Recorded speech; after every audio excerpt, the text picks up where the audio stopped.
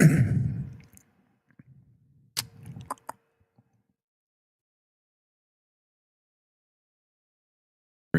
two, one.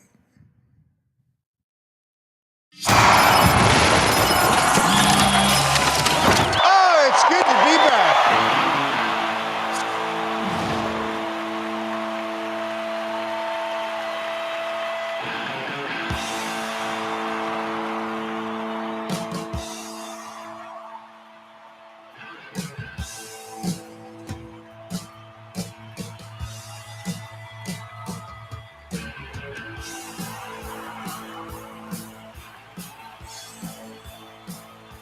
And good morning, everybody, and welcome to another edition of the Pete Sheppard Show. Here it is Thursday, May 2nd. Let's get it started.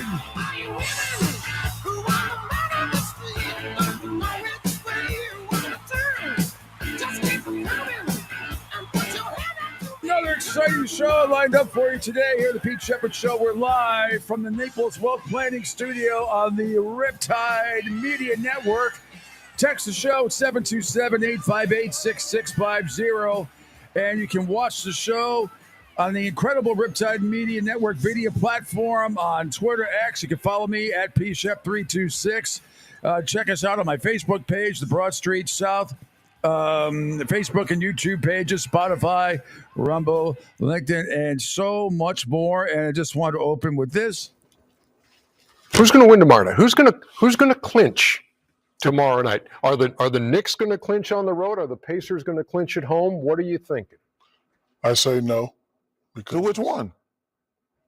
Let me finish. Shut the hell up. I say no in the Philadelphia series because as the president of the Big Man Alliance, I like to think we all think alike. There you go.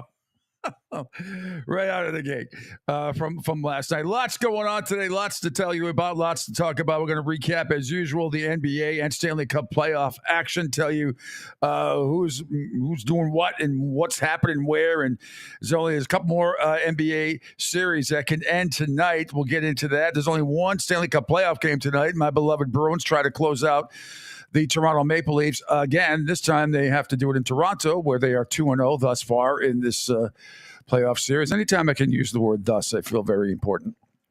Thus, we move on. Some NFL news to tell you about. A really interesting story with Stephen Ross. He was offered $10 billion to give up basically everything of the Miami Dolphins and Formula One and Hard Rock Stadium, and he said no. He turned it down. Interesting story there. The Florida Everblades around here, those of you who live in Southwest Florida, they did it again. It is unbelievable. Congratulations to Coach Brad Ralph and company. Cam Johnson with the shutout. They go to Jacksonville. In Jacksonville, they win both games. They were down 3-1. They win last night 4-0 in Jacksonville.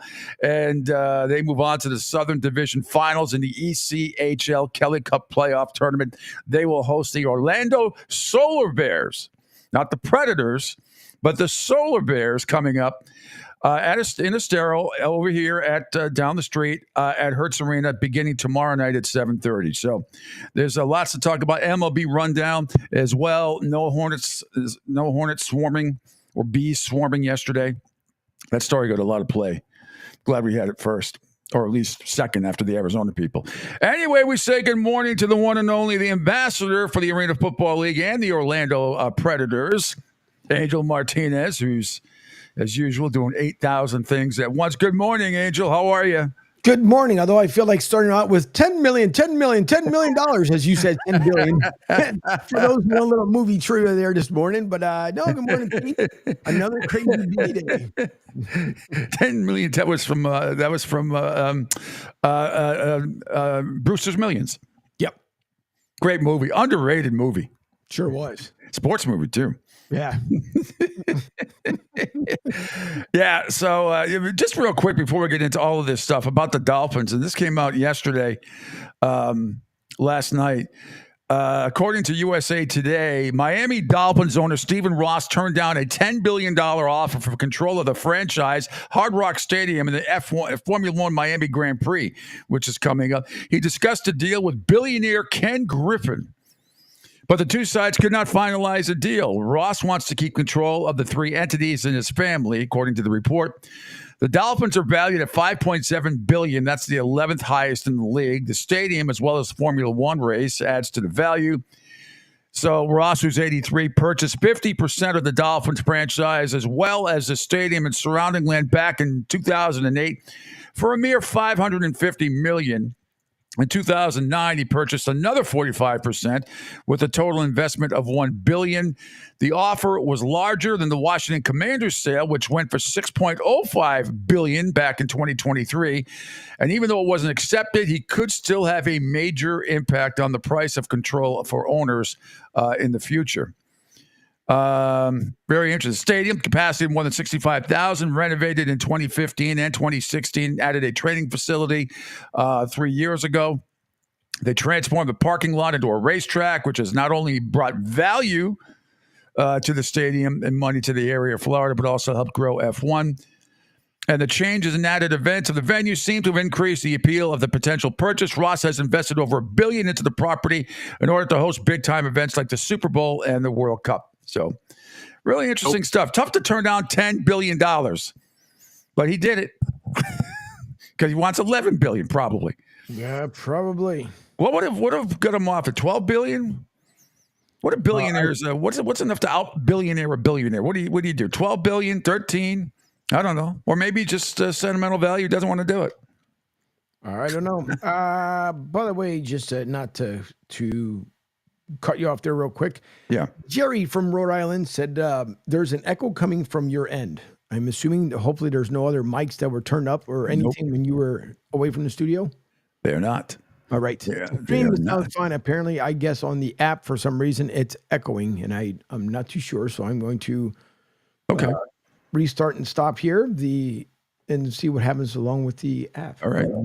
So continue on. I'm sorry, sir. Okay. Oh no, don't worry. Also, another NFL news. We'll get some sound. I'm going to play from the Pat McAfee show yesterday. NFL rookie minicamp dates begins tomorrow. The NFL is a 12-month-a-year job now. It's great for us sports media types because we get to talk about the NFL, which I love doing as much as possible. That and college football. So today or tomorrow. The Green Bay Packers and the Philadelphia Eagles will, forgive the pun, kick things off with their 2024 NFL rookie minicamps.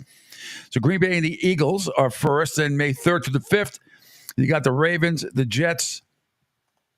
And forgive me because I can't see this. I can't see the helmet. It's only the only helmet colors, but you get the picture. May 3rd through the 5th is the Ravens, the Jets, and the Seahawks. Okay. May 4th through the 6th is Kansas City. May 9th through the 11th, the Giants. May 10th is the Cincinnati Bengals. The 10th and the 11th for rookie mini camps, Bills, Bears, Dallas, Houston, Jacksonville, the Vegas Raiders, the Rams at San Fran. And then May 10th through the 12th would be the Cardinals, Falcons, Panthers, Browns, Broncos, Lions, Colts, Chargers, Miami Dolphins, Minnesota Vikings, Patriots, Saints, Steelers, Buccaneers, Tennessee Titans, and Washington Commanders. So we will talk to Mee O'Brien. Should be one of our guests today coming up at 9:05. Again, all via video here on the Pete Sheppard Show from 1010XL in Jacksonville, and also does a great job on her daily show, Monday through Friday, 12 to 2, Helmets and Heels. She'll join us at 9:05. We'll talk NFL with her and the Jacksonville Jaguars. Also, Patrick Gilroy, NBA insider, before that at 8:30. And then at 9:30 this morning, you're going to love this. Matt Brown from extrapointsmb.com. You're going to love this guy. He's fantastic. And I linked on my Facebook page, his webpage.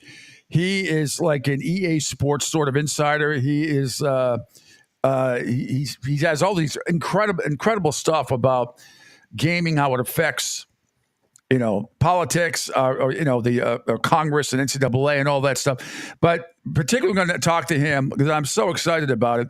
About College Football 25 is finally returning for all you gamers out there. It's one of my favorite games of all time. And finally, it is going to be coming out this summer. And Matt has a lot of inside information, a lot of interesting stuff, even if you're not a gamer or don't care for sports games.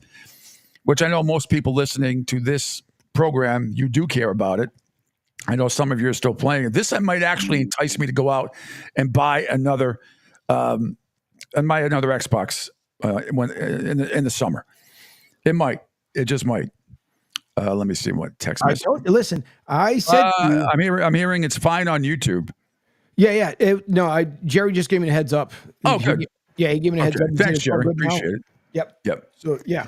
Go ahead. So yeah, go ahead, Angel. I told you, if it comes to the Speakeasy Tiki Bar, I am there. That's all I'm saying. So, Lady Elaine, get ready because it's going to be a crazy weekend. And I've always wanted to, and maybe we can make this happen here on the Riptide Media Network because I know we're trying to put together a golf tournament and stuff like that, and this thing is growing exponentially. I mean, every day. And I know I keep saying it, but we want everything to be perfect. We want the webpage and the app to be perfect, and we're just about there, nearly there. Could even be today. We are nearly there. But I would love to do in EA Sports or an Xbox or PlayStation 5 or 8,000, whatever it is. It doesn't really matter. The games all look the same in high def now. But do an EA Sports tournament.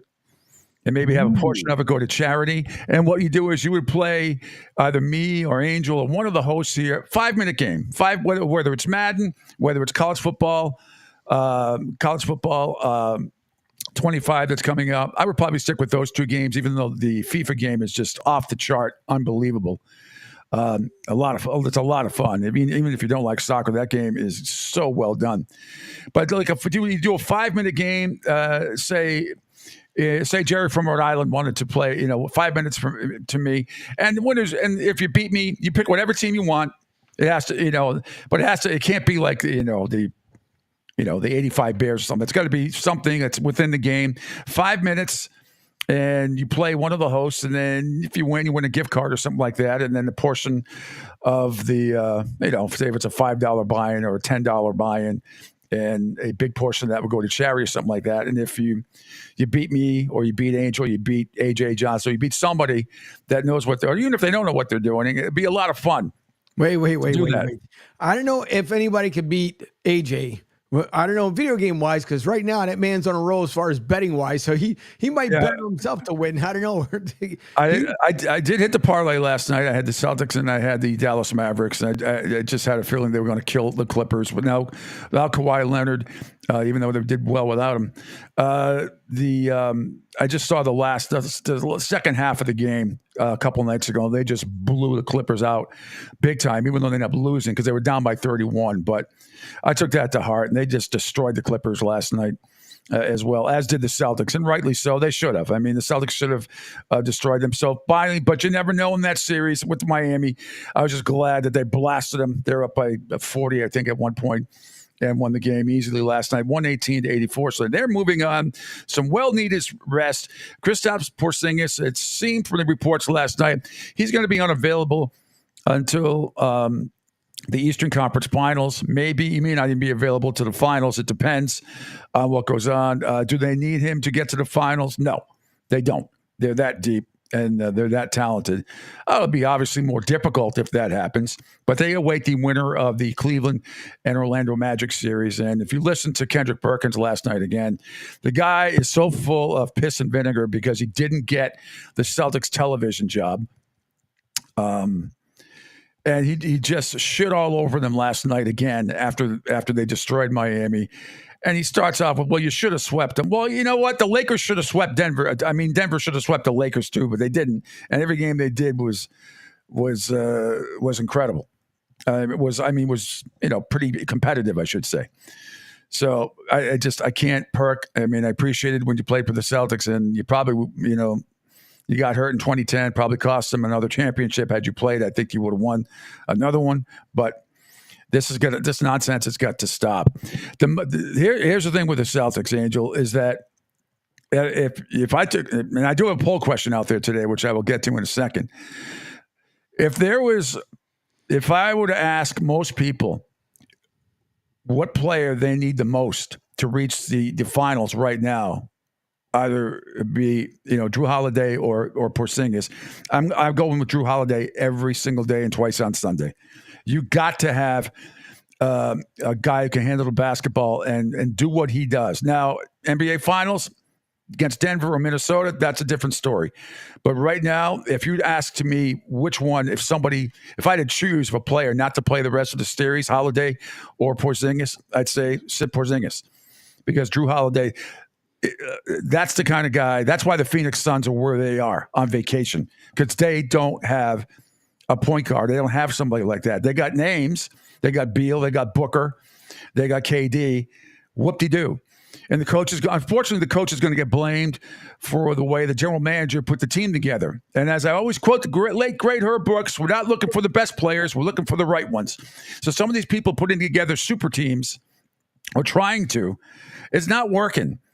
And I don't look at the Celtics as putting a super team together. They just made some great moves that fit their team. And these players, Porzingis was an absolute great get for them. And Holiday was like, I couldn't believe we got it. I really was stunned when Milwaukee let him go. And he is huge. He may not put up, gaudy numbers out there, but that guy is so important to the Celtics on both ends of the floor. So that's the way I feel about it. Get some rest, Porzingis, and sit out. See you in the Eastern Conference Finals. Don't worry about Orlando and Cleveland. They'll take care of that. Dallas and the Clippers. Dallas leads that series 3-2. Milwaukee and Indiana tonight, 6:30, Angel, TNT. Pacers lead 3-2. You know why? Because they stuck your 76ers in the late game, 9 o'clock.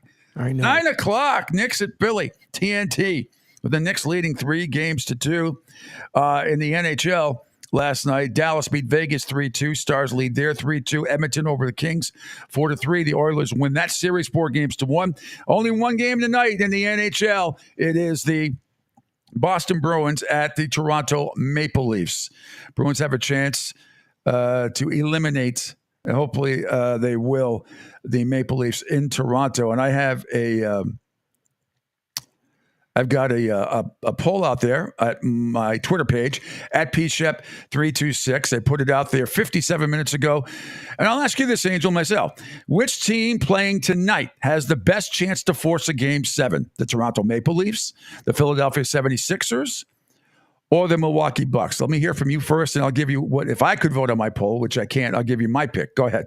The Philadelphia 76ers. I would tend to agree with you. With slightly behind be the Bruins. Just slightly behind. There are 117 votes so far. Toronto, which team playing tonight has the best chance to force a Game 7? You have three options. Toronto Maple Leafs right now are the head, 43.6%. Philadelphia 76ers not too far behind at 39.3%. And then Milwaukee Bucks, 17.1%. It's still, we don't know if Giannis Antetokounmpo or Dame Lillard is going to be playing tonight. My guess is no. Yesterday afternoon or yesterday evening, on the injury report that I saw, they're both listed as doubtful. So I do not see them playing. They played their guts out the other night to even force this Game 6. But if Indiana should close this one out tonight at home, they really should.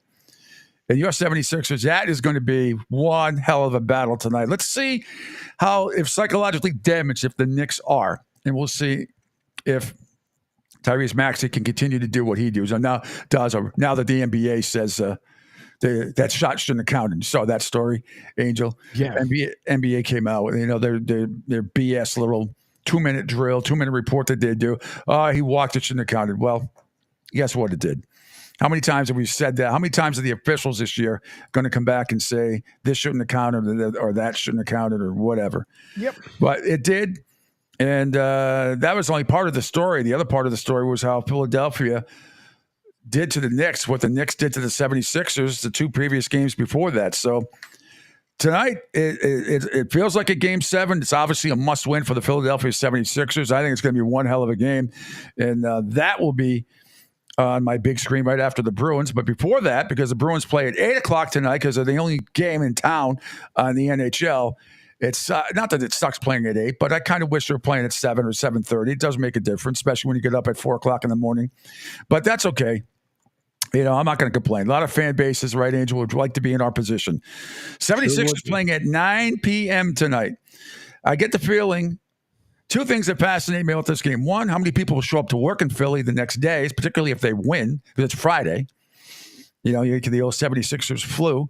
And what is the fan base going to be like? Now, I forgot. There's another part to this story. Did you see what happened in Philadelphia, what they did? Probably not. Really, really interesting stuff here. Hang on a second. I got to find it. Where is it? Oh, they can't grease the polls because that doesn't work. No. This is. Where is it?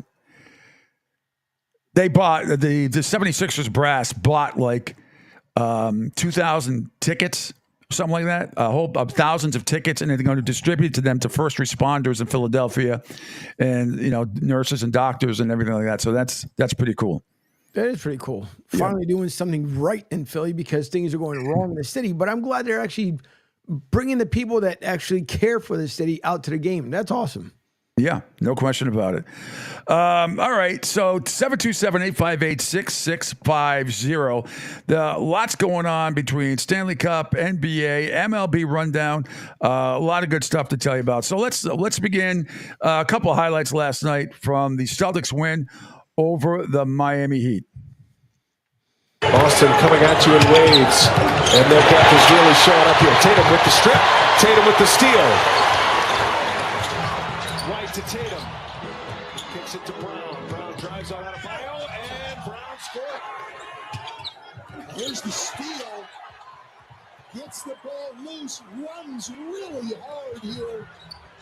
Draws the help, kicks it to Brown, and Brown attacks the closeout. Yep, that made the score 7-2. That was early on, thanks to TNT, Brian Anderson, and Stan Van Gundy, who was actually tolerable last night. But more highlights from Jaylen Brown. Clear it out, and Ohio misses. Great defense there in the post by Jaylen Brown. Probably the most underrated part of his game. Jaylen Brown, great defender, and there, a great drive. Couldn't get bullied, and then to his left hand all the way with the finish. Yeah, thanks to TNT. That put the Celtics up 86-54, 32-point lead back then. That was in the third quarter. And they go on to win. There's no need to play anymore. There's just too many of them to play. They win 118-84. But the other big story in this game, and Brian Anderson and Stan Van Gundy did acknowledge it. It's going to be a bittersweet day here for Celtics. Thank you, Mike. You see the signage everywhere. Tonight's going to be the last broadcast for legendary Celtics play-by-play man, the Hall of Famer Mike Gorman. And what a great one he is. An aviator in the Navy back in the 70s. A 43-year run with the Celtics. He partnered with Tommy Heinsohn, one of the great duos ever on the air in the NBA. That was a nearly 4-decade partnership. Was inducted into the Hall of Fame in 2021. He works with Brian Scalabrine now. And one of the great guys in the industry. And in the first round, local broadcast carry those games. They do not in the second round. So Celtics going to win this game, and that's going to be the end of the career for the great Mike Gorman. We wish him well. Thanks for the memories, Mike. One of the all-time legends in this business. Well, and working with Tommy Heinsohn wasn't an easy thing to do. I had a game. I was watching Celtics and Pacers one year when I was an assistant in Miami. We were here in Boston waiting to play the Pacers the next night. They were in Indiana playing. And Tommy Heinsohn got so upset with the officials, he left. No, he left, Brian. In the first quarter of the game, he left the set. They had to call the game without him. He came back in the fourth quarter. Right. But I mean, so if you're working with Tommy Heinsohn, it's not real easy. Oh, the late Tommy Heinsohn. Come on, guys. He would get so angry. Yeah, that was a great pair. Brian. Yeah, I got to. That was great. They acknowledged that last night, and here's how it sounded. I mean, Mike Gorman is just one of the great people out in the business, and he is going to be missed tremendously. And I grew up watching him on Channel 12 in Providence, Rhode Island. He was a sportscaster there. He really got his play-by-play stuff going, calling Big East basketball back in the day. He was the voice of Big East basketball when the network first came on board. And when Dave Gabbett founded it in 1979. And then Mike got the job with the Celtics. He's been doing it for over 40 years. And he's just the super sweetest guy in the world. Has always, he's always come on all the shows that I've done. He's given me some good pointers along the way in my career. I can't not stress enough. There's very few gentlemen in this game, in this business, and he is one of them. Mike Gorman, you are going to be sorely missed. Just a great, great career with the Celtics and with Big East basketball. One of the greats of all time, Angel. If you ever met him, you would love him. You're just a great, great guy. Very blessed to have know him and consider him a friend. I sent him a text last night thanking him for everything, and he may even come on the show one of these days sometime. I wanted to let him take a breather from his great broadcasting career and just settle in. But anywho, Celtics win by a lot, 118-84. So they move on. They wait to see who wins with Cleveland and Orlando, and that game isn't even tonight. Only Milwaukee and Indiana is at 6:30 tonight on TNT. Maybe that should be a second poll. What do you mean? Well, who would win tonight as for the Boston? Oh, we can. But I figured, right now 123 votes. Maple Leafs still up 41.5%. 76ers 39%. Milwaukee Bucks 19.5%. To recap the other NBA game quickly from last night, Clippers, another blowout. They get killed by the Dallas Maverick. Luka Doncic. They'll take it down court, surging by man, takes it inside. Plumlee is there and just tosses it up and in. Catching right now. You see how Luka slows down when he gets in the paint? When you slow down like that, Rick, you see everything clear. I think they're going to give him this and one. I think Zach Zarba's coming in here. Yeah, thanks to TNT, and Kyrie Irving also was outstanding last night. Chipping inside. Oh, it's picked up, pickpocketed right there by Irving. He goes behind the back. He goes in the power. He scores! He scores! What a play! Comes up with the steal here. Look at this. Look at this. Behind the back. And then with the left hand. Oh, man. The gift that is Kyrie. It's just... More times than not. Very slick move right there by Kyrie Irving. And he actually sounded very gracious after the game, heard some post-game comments. And, Dallas over the Clippers, 123-93. I think they were 2-0 without Kawhi Leonard, 0-2 with him. Kawhi did not play last night again. And Dallas clobbers them 123-93. They take a 3-game 2-2 lead, Angel.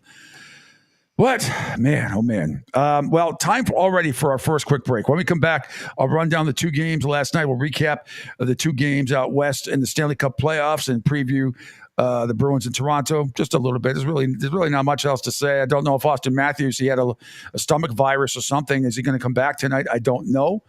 Coming up later on the show, Patrick Gilroy, NBA Insider, will join me at 8:30 at 9:05. Me, O'Brien from 1010 XL in Jacksonville and co-host of the show, Helmets and Heels.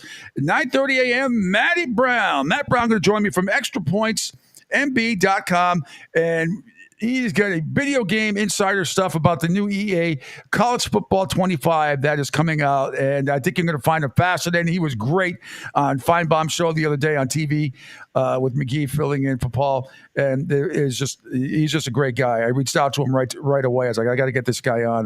My audience is going to love it. So all that coming up. Quick break. When we come back, more Stanley Cup recap here on the Pete Sheppard Show, live from the Naples Wealth Planning Studio on the Riptide Media Network. Adopt US Kids presents What to Expect When You're Expecting. A teenager. Learning the lingo. Today I'm going to help parents translate teen slang. Now, when a teen says something is on fleek, it's exactly like saying, that's rad. It simply means that something is awesome or cool. Another one is totes. It's exactly like saying totally, just shorter. As in, I totes love going to the mall with Becca. Another word you might hear is jelly. Jelly is a shorter, better way to say jealous. As in, Chloe, I am like so jelly of your unicorn phone case. You don't have to speak teen to be a perfect parent. Thousands of teens in foster care will think you're, rad just the same. To learn more, visit adoptuskids.org. A public service announcement brought to you by the U.S. Department of Health and Human Services, Adopt U.S. Kids, and the Ad Council. This is the story of a very special woman. In a matter of seconds, she turned herself into a great mathematician or an entrepreneur. Her knowledge was limitless and still is. She could also make monsters disappear, especially those that lurked in the shadows under the bed. Once, this woman put back together a teenage girl's broken heart, which had been shattered in 1,000 pieces, just by giving her a bear hug. She masqueraded as a regular person at work, but as a superhero at home. Everyone knows her as Gabriella. I still call her Mom. Your hero needs you now, and AARP is here to help. Find the care guides you need to help, complete with tips and resources at aarp.org/caregiving. A public service announcement brought to you by AARP and the Ad Council. Hey, Dad, your prescription will be ready in just a minute. Hey, Dad, your laundry will be ready in just a minute. Dad, your lunch will be ready in just a minute. Hey, honey, why don't you take a minute? When you help care for a loved one, you give them as much time as you can, making sure they're safe and comfortable.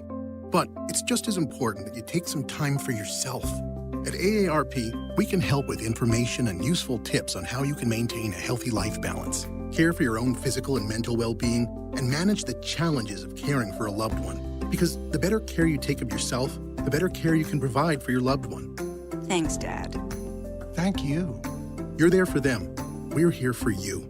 Find free care guides to support you and your loved one at aarp.org/caregiving. That's aarp.org/caregiving. A public service announcement brought to you by AARP and the Ad Council.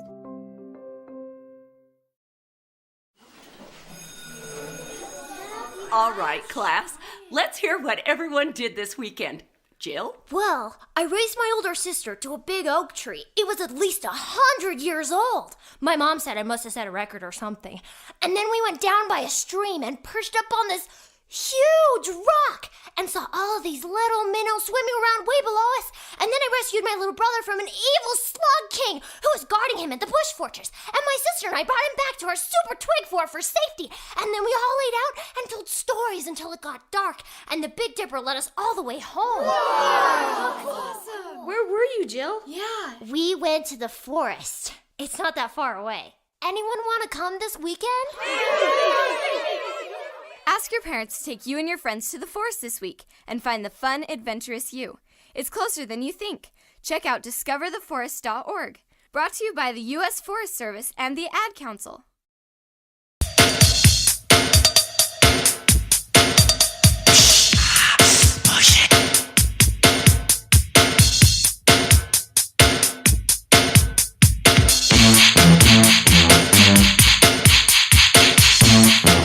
The Facebook police gets pissed off at this song. Yep, they will. I got one thing to say to you, Facebook police. Yeah. Pray on it. Get up on it. Welcome back. It's the Pete Sheppard Show. It is Thursday, May 2nd already. Hope your day is off to a great start. Yeah, we got another message from the Facebook police yesterday. And now Angel is involved too. You're an accomplice. If you have one more violation, you're going to jail. So am I. No, I'm not. But they don't like you're open. They don't like it in certain parts of the world. And they got mad at me because I played too much of Van Halen Jump yesterday. Apparently 25 seconds was too much. I just send emojis and middle fingers back at them. That's what I'm telling you.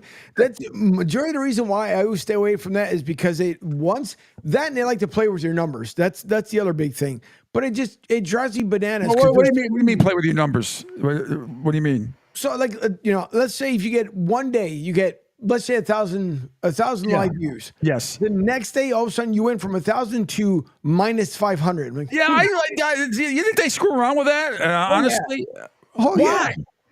That's an invasion of my space. I mean, that's if that's the case, then I feel violated. Yeah, well, that's what they love to do. They did it with us, at least on this side of the house. They did it for the longest, and that's why I can't stand broadcasting there for the same simple reason. Now, if I met a certain standard or some other crap, then I'm pretty sure I would pass by. Just like how many mixed videos or mixed songs you see out there on Facebook and Instagram? Nothing, no violation, no nothing. A legitimate person who has an actual music license, oh, nope, sorry, you're condemned. You got to go to jail for like 15 days until we figure out if you're legitimate or not. It's so ridiculous. Oh my God! Someone else had told me that before. I'm like, I guess I can do whatever you want. I mean, the only reason why, we get a ton of response on Twitter. I know we get a ton of response on YouTube on the Riptide Media Video Network platform here, and all the Facebook pages that we do have. And we're on several, including yours, obviously mine.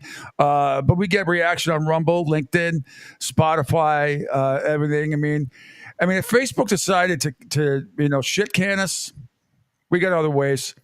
That's just one of, that's why I often wonder that, because we get a lot of impressions and we get a lot of views on Twitter. And I'm like, and it's great for sports, and I love Twitter X because it's good for us, it's good for the network. But I always wonder why that because I have 5,000 followers on my face. That's the most I can have, and I apologize to everybody that has tried to friend me. I can only have 5,000 5,000 people on at once. I'm not going to cut anybody out. That's already established. Some people drop off here or there because they might get sick of my post. My posts on Facebook are strictly for the show, if you notice, or maybe some goofy things or some sports news. That's it. I don't do anything other than that because it's not worth my while to debate anybody on any other topic, nor do I want to be honest with you. But I always wonder how 5,000 people are friends of mine on Facebook. Some days it's like a couple of hundred views, and some days it's like 10. Yep. And I'm like, there's no way that it's only 10. I know my friends who are watching, and even if I don't know what they consider, quote, a view. Is it how many? I mean, if they just click on for a second or 10 seconds, is that a view? Do you have to stay on for a certain amount of time? I don't know the logistics about it, Angel. No, and they just like to jerk around. It's what I'm telling you. That's what they love to do. And then don't worry, because now all of a sudden we'll be dumped off from Facebook. They hate when you talk about them because the Facebook little police, whatever they have out there, they listen in. Oh, violation! Take them off. Facebook is notorious for it, and I wish Instagram would have not sold out to Zuckerberg, because to me it wasn't even freaking worth it. But they believe in him, and I don't. I'm not a fan. I've never been a fan of it. The only reason why I have it is one of two things. One is because of Broad Street South. It's the only reason why. The other one is because my friends kept telling me when I moved from Philly, how are we going to be able to get a hold of you? Go through freaking Twitter. Oh, put it on Facebook. All right, I'll do it. I hate it. I'm with you. I do it for family and friends more than anything else. And if I wasn't, it has its useful purposes. Don't get me wrong. It really does. But I don't sit there and tell. I can't sit there and tell my whole life story. I won't do it. I know a lot of people, if a family member dies and everything else, I understand putting that stuff out there, and I actually don't appreciate anybody dying or anything, but I understand why, and funeral arrangements and all that stuff. Instead of, you don't want to send text messages to anybody that friends and family that are left and people that pass away. I'd rather have it out on Facebook and I can look at it and then send a private message in my own time. But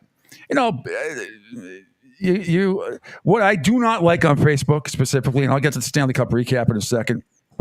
And it's not because I'm insensitive. People put these long posts out there, and it usually starts off with, "I haven't heard from you in a while." Whatever. It's obviously the cut and paste thing that a bunch of people. I haven't heard from you in a while, and then it's this whole soliloquy of "woe is me, woe is me, woe is me, woe is me," and if you're my friend, cut and paste and share. Yeah. On your Facebook page. No, I will not be dictated by anybody my itinerary of Facebook. And because it's such a generic thing, it just pisses me off because I'm like, I'm not doing it. I'm not doing it. I'll share I've shared people's charity events, whether it be a poker tournament or a golf tournament or something like that, or they're raising money for this cause or that cause. I'll gladly share that kind of stuff on my Facebook page. Absolutely. I don't like sharing GoFundMe pages or anything like that. I just don't. I'm not going to do it. If I'm going to help somebody, I'll do it privately. And the other thing too, what I absolutely hate is when people go on anybody's Facebook page, or if they come on my Facebook page and say the two words that I cannot stand, and it's not F and it's not U. It is who cares?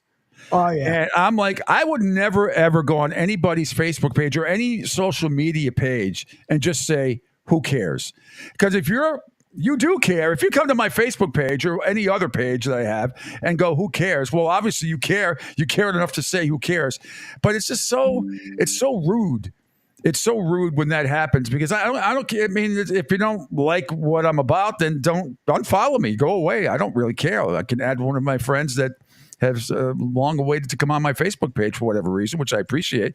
But don't ever go on anybody's page and say, who cares?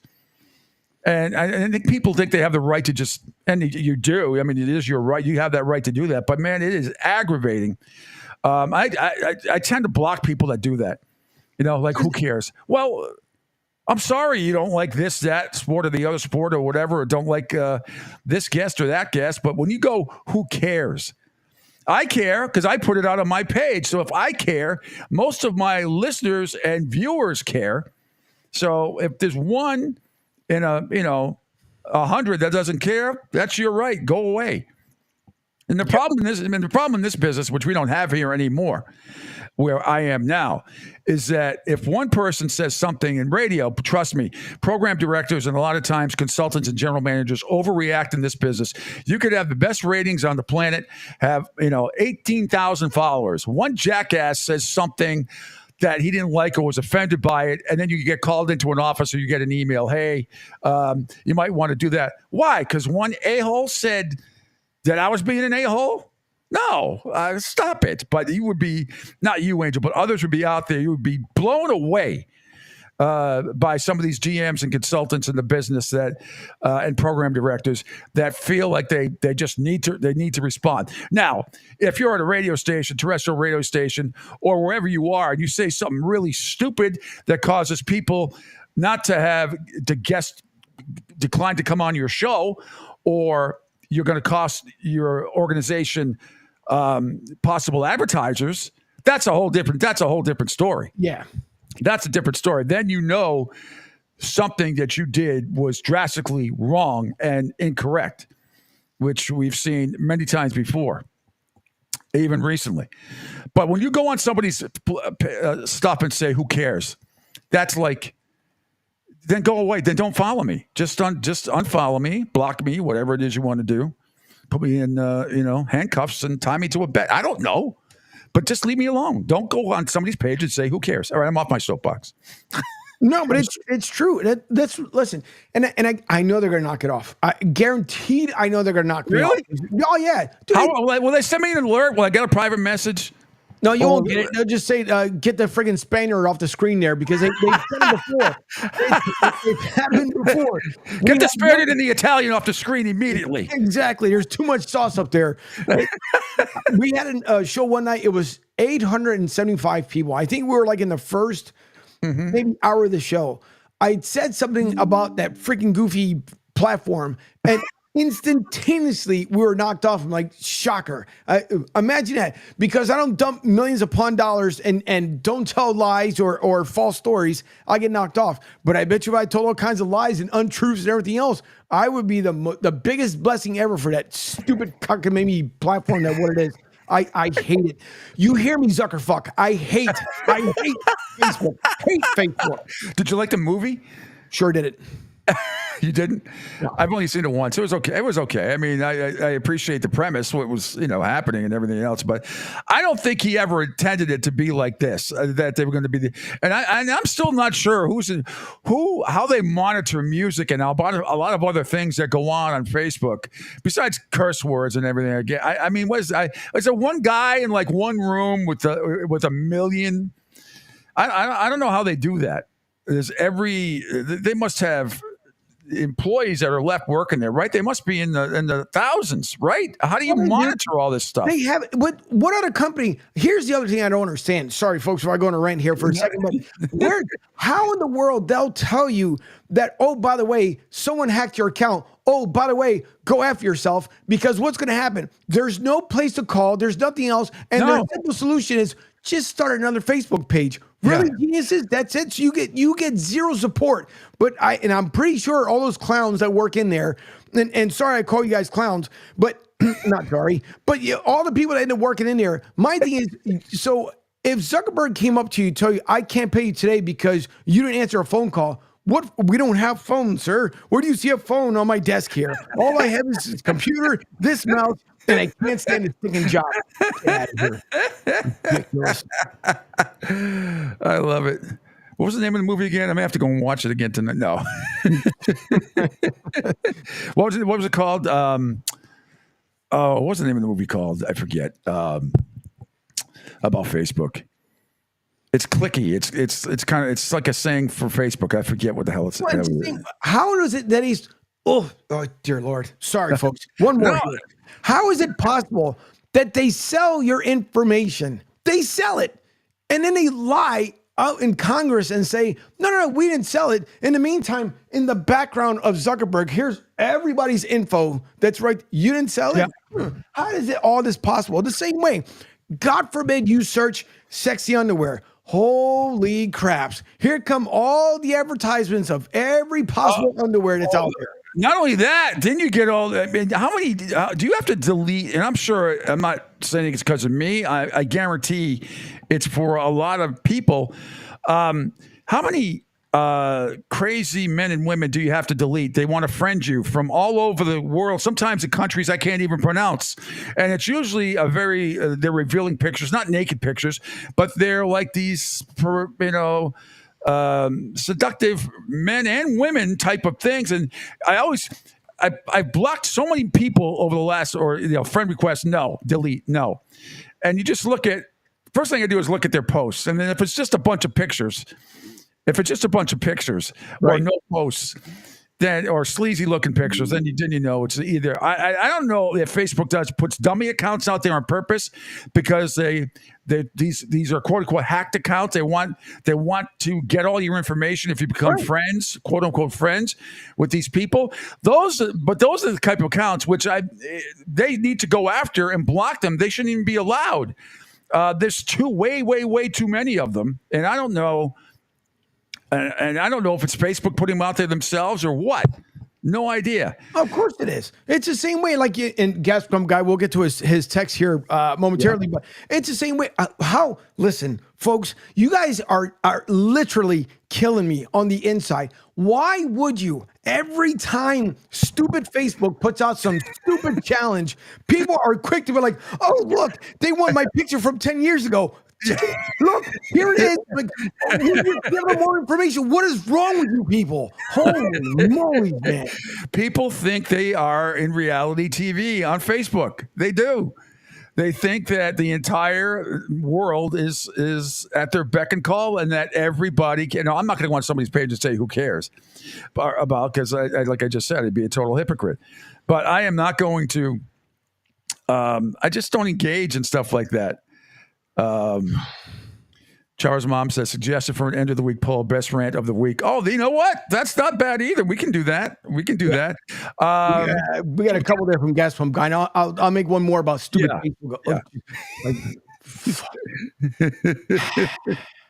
You should start your own webpage, our own company called Stupid Bookface. Just reverse it.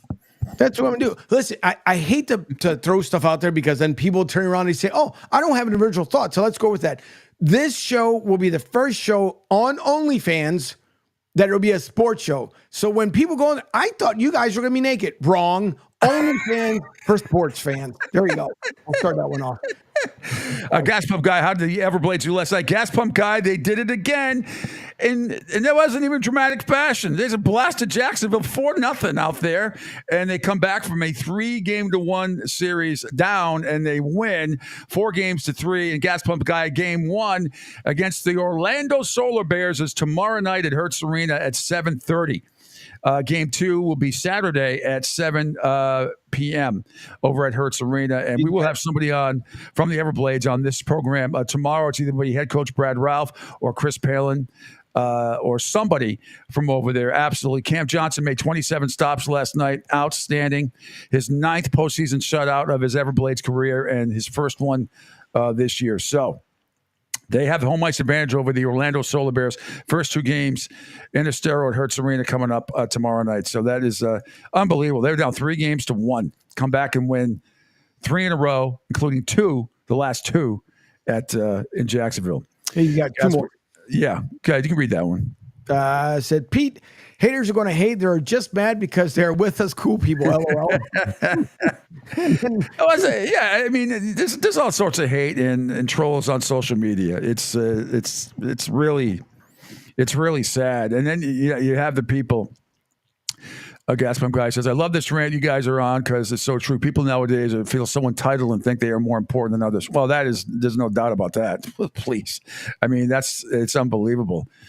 And when people don't respond to other people's tweets, that is even more funny. We know people that put something out there and go, what happened? Why am I getting any response? That's it. That's it. No. Let me give you why. Who cares? And then there you go. That's just it. Listen, maybe because it's not thoughtful discourse at all. Maybe it's like some childish, sophomoric, pedantic blathering, something you'd say like a 9-year-old who cusses for the first time would put out on Twitter. That's why you don't get any response. It's just like, listen, I put stuff out there. If it gets 1, whoop-de-doo. If it gets 1,000 impressions, that's freaking great. But if I'm gonna live and die by my phone, I just put something out on Facebook and I only got -1. What happened? Come on, man. Do you really need to be that glorified? And if you do, you might want to talk to somebody, not to some crazy medical professional. Look yourself in the mirror and say, wow, does it really come down to my livelihood and this phone that I can't get more than 1 impression? Whatever, man. Oh, God. I feel a sneeze coming on. I'm going to do this and just show you how crazy this can be. I'm going to do this weekend on Saturday, Angel. I am going to put my I don't have a camera in my house. I only have my laptop. I'm going to put my laptop in a place on my kitchen island, which I was at last Thursday, right? It was last Thursday. I had to do the show from my house. And go live on Facebook to watch me make a peanut butter and jelly sandwich. I will bet you that I get over 500 views. I will bet my life on it. I'll get over 500 views, and I'll be goofy about it and stuff like that. But you watch. I will go Saturday. I'm going to do a in the morning, probably before 9 a.m., I'll put on Facebook Live how to make a peanut butter and jelly sandwich properly. And that's the most ironic thing. And not for I know people are desperately trying, and I don't want to say, don't take the word out of context. It's not about desperate. People just they're getting their niche and doing different things. You have, for example, Chef Brad. Absolutely love him on Instagram because he was on who's our favorite chef there? Chef Ramsay. He was on one of his 2 shows, and he made it, I think, towards like the very end. But he's a really good chef, and Chef Ramsay, I told him. Yeah. But he on a daily, he makes these funny ones that you really enjoy because he's showing you how to cook something, but at the same time he makes it fun. Versus you have some people, and there's the big difference. He does it because it's fun for him, just like it is fun for us being on the show. But you just have some people. It's just why aren't they liking me? What am I not doing right? Stop following. Be a leader. Goodness. It's so true. And I watch a lot of cooking shows, and you don't have to necessarily win any of these shows, whether it's on Fox or Food Network or TLC. There's a lot of great chefs on Top Chef that finish third, fourth, fifth, second, and they all do very well on their own. Obviously, they're all great chefs. You don't have to win in one of Gordon Ramsay's competitions to be considered a great chef. There's a lot of people that have gone on to major successes on all these shows that I follow, and a lot of them are local around here in Florida, and a lot of people that I know back in the Boston area, New England area as well. Met a lot of them in the New England area, and all great people. They've all competed. Some of them have won, some of them have lost. Mm-hmm. But we dig. But you got to make it entertaining. You can't take yourself. I mean, when they post the recipes and do all this stuff on social media, you can't take yourself so seriously. You want to make it right, and my production value is, like I said, it's going to be the camera from my laptop. So you watch. Saturday morning around 9 a.m., I am going to show you how I make a peanut butter and jelly sandwich.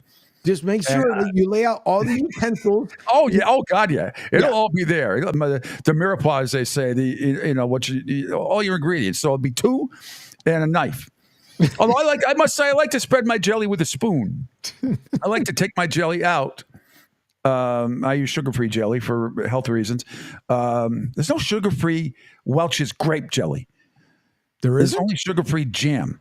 Yeah. But anyway, I'll show you. We'll get into more of that. All right, quickly, let's recap the Stanley Cup playoffs. And then at 8 o'clock, I'll do an MLB rundown. And we'll see if Facebook banned us by the time we come back from break in the second hour at 8 o'clock. Dallas and Vegas, a critical Game 5 last night in Dallas. Cross corner, and McNabb able to outlet. Barbashev with a drop. Carry behind the net by Carrier.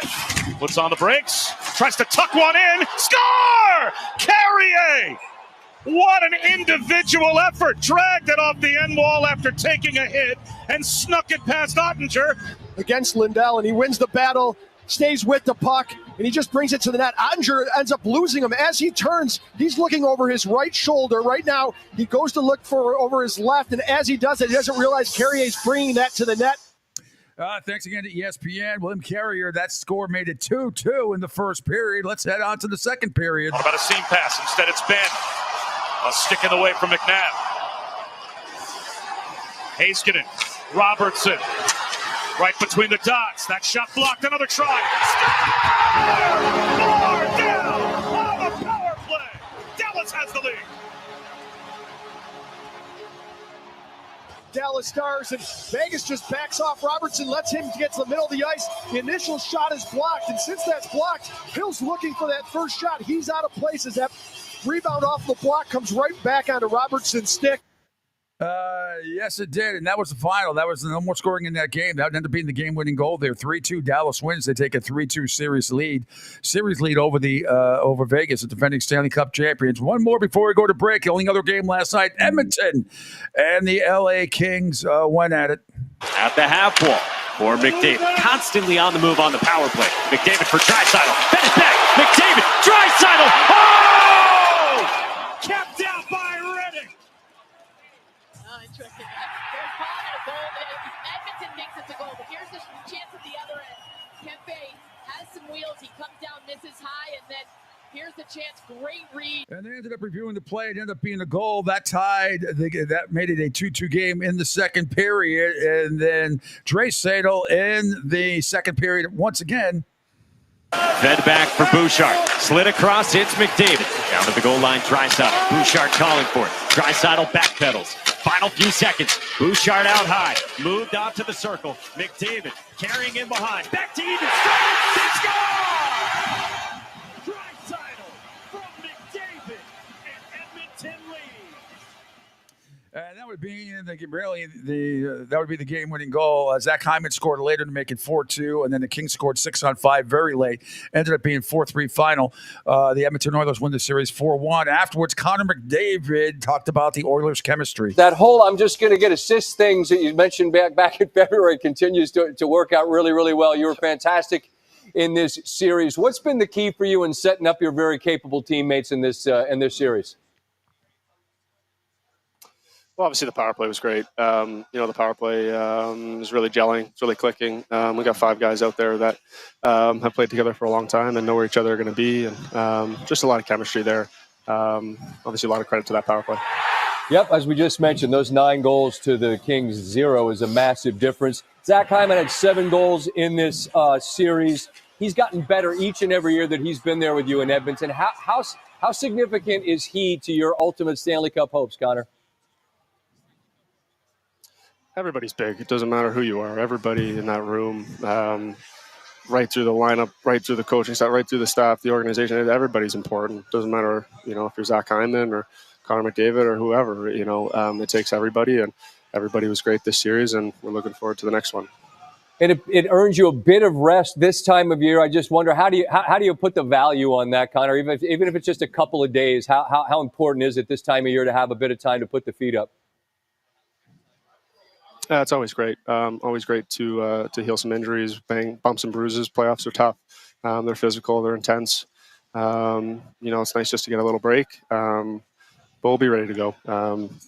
We'll have some good practices and keep ourselves ready to roll. All right, thanks to ESPN there. So anyway, one game tonight, the Bruins and the Maple Leafs, and the Bruins can close it out in Toronto with a win. They leave that series 3 games to do. Gas Pump Guy says, Peter, make sure you have the Mesoplast ready before you start the video. Yeah, Mesoplast, Mesoplast, and Burrell likes to say that. Chef Ann Burrell, other people like to say Mirepoix. I've always done Mirepoix, Mesoplast. It's the same thing.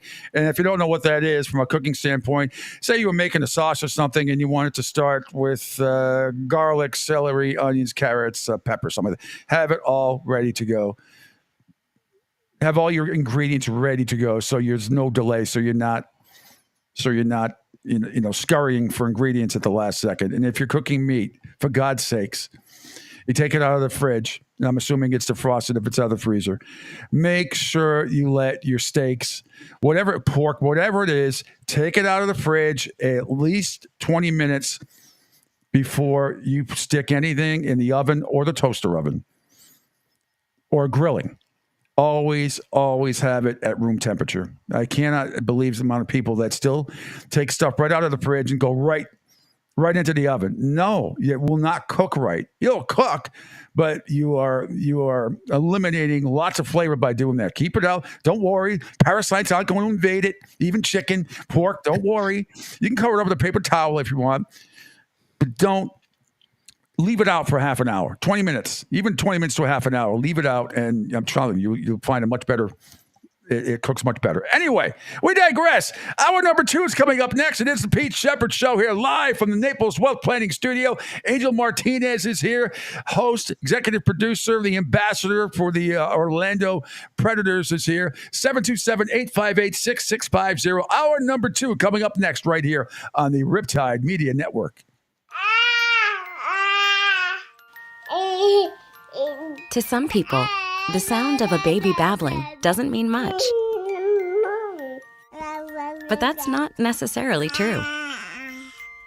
By 6 months, they're combining vowels and consonants. By 9 months, they're trying out different kinds of sounds. And by 12 months, their babbling is beginning to take on some meaning. Especially if there's no babbling at all. Little to no babbling by 12 months or later is just one of the possible signs of autism in children. Early screening and intervention can make a lifetime of difference and unlock a world of possibilities. Take the first step at autismspeaks.org. A public service announcement brought to you by Autism Speaks and the Ad Council. The following is made possible by Dad. Why was the basketball court all wet? Because the players kept dribbling all over it. The dad joke. Corny, grown-worthy, but also one of the simplest ways to share a moment with your kids. Why do you have to be careful when it's raining cats and dogs? Because you might step in a poodle. And kids that spend more time with their dads grow up to be smarter, more successful. Can I tell you a cat joke? Just kidding. And with any luck, funnier adults. Why didn't the skeleton go to the dance? Because he didn't have anybody to go with. Dad jokes rule. So take a moment to make a moment and give your kid a laugh. It's as easy as going to fatherhood.gov. Brought to you by the U.S. Department of Health and Human Services and the Ad Council. That's really funny. Okay, men. This is your time. Maybe you didn't choose this, but you're here now. You're gonna go out there and be an all-star caregiver. It's up to you. So what are you gonna do? You're gonna go grocery shopping, cook, clean, be there emotionally and physically. You gotta dig deeper.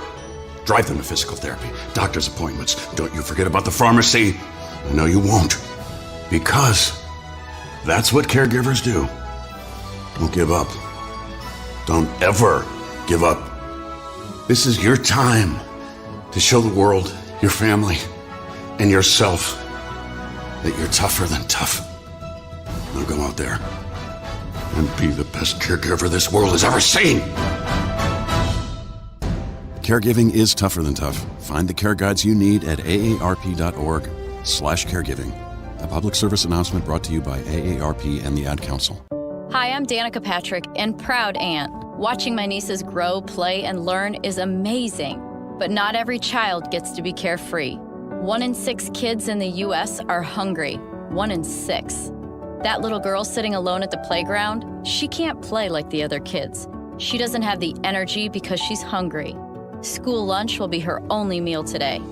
It breaks my heart that this is the reality in our country, but it's something that Feeding America is working to change. Each year, the Feeding America network of food banks rescues billions of pounds of good food that would have gone to waste. This food is then provided to families and children in need.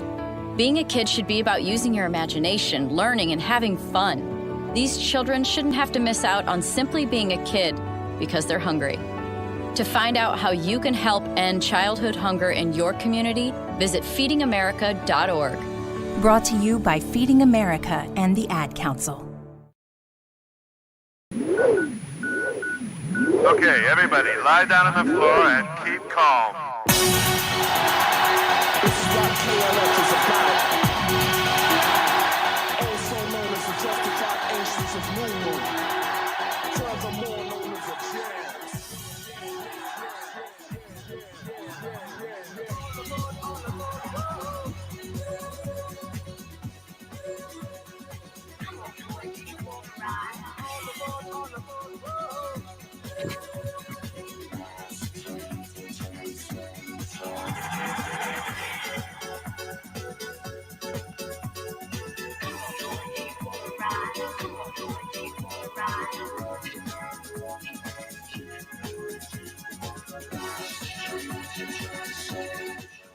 Like that. Little techno. Banned from the universe for that.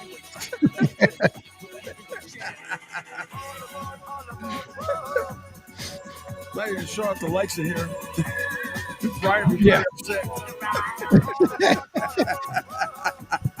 Oh, I cracked myself up. Back here at the Pete Sheppard Show. It's hour number 2, live from the Naples Well Planning Studio here on the Riptide Media Network. I love KLF. Oh, man. Remember how hot that was back in the 90s? Great stuff. Great stuff. Angel Martinez is in the house. You can watch us all over the place. I hope it didn't freak anybody out. I hope it didn't give anybody any epileptic seizures where they just flick the lights like that. But you can listen to us across the Riptide Media Network video platform, Twitter X at PShep326, on my Facebook and Broad Street South Facebook and YouTube pages, plus Rumble, LinkedIn, Spotify, and of course on Sports Radio 102.9. We'll do it in MLB rundown in just a second. Didn't get a chance to mention at the top of the hour. Should have. Angie, you might remember Florida State quarterback Marcus Oates. Remember, he started for the Seminoles and then Bobby Bowden's first ever BCS championship game. He passed away. He had a really rare immune deficiency disorder, which I'm not even going to even attempt to pronounce what it is. He's from Walton Beach, Florida. Affectionately known, everybody called him the Rooster back then, and spent 5 seasons with the Seminoles under legendary coach Bobby Bowden from 96 to 2000. And remember, Chris Weinke got hurt. Remember when Weinke got hurt? I mean, Weinke, when Weinke got drafted by Carolina, Weinke was, 47 years old.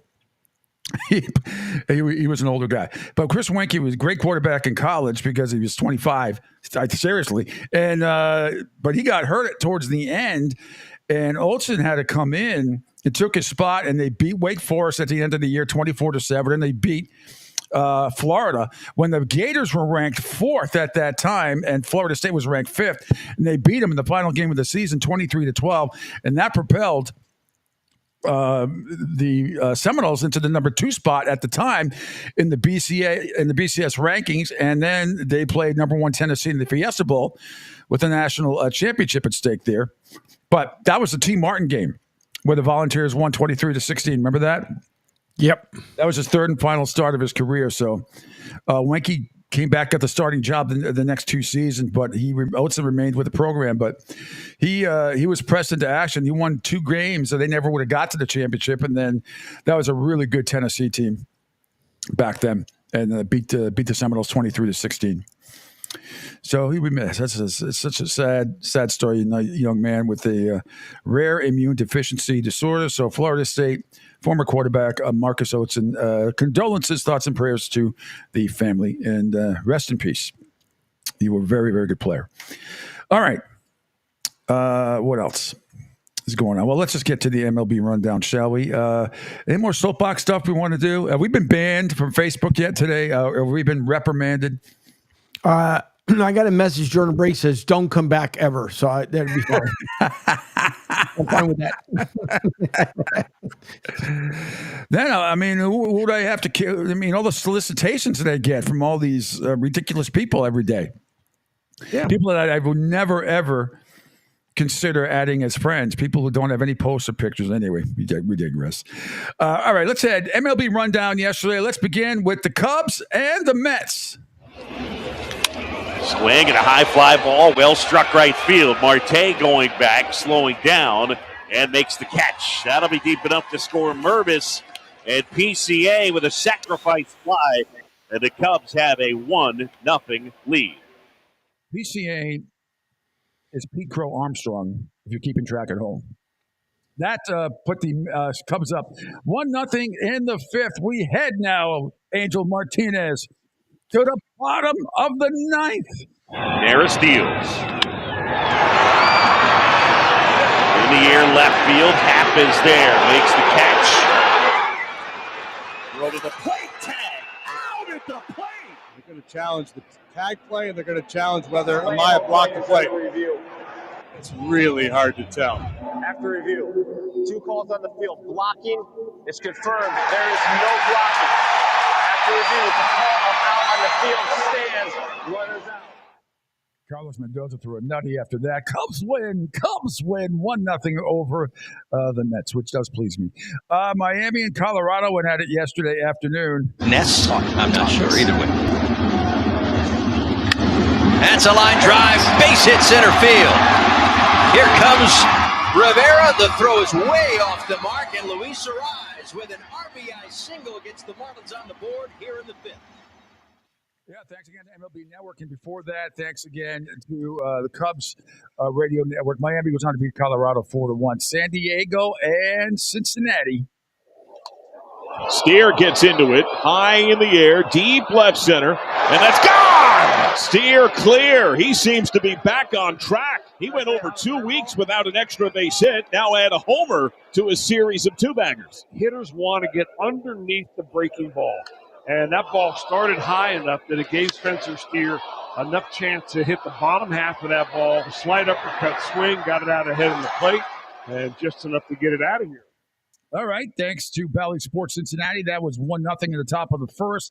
Later on, in the top of the 5th, we had 2. CES sidelined, hit on the hand with a pitch in Texas. He takes this to right. That's down base hit. Wave is on at 3rd. Tatis from right concedes the score. Espinal jogs home, and Candelario ties the game at 2.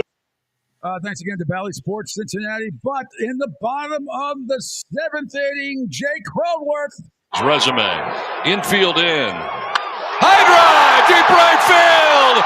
A grand slam at Slam Diego into the ground zone. I have no doubt Jake Cronenworth was sitting in on that first pitch. This pitch might have been in off the plate, and Jake was ready for it and did not miss it.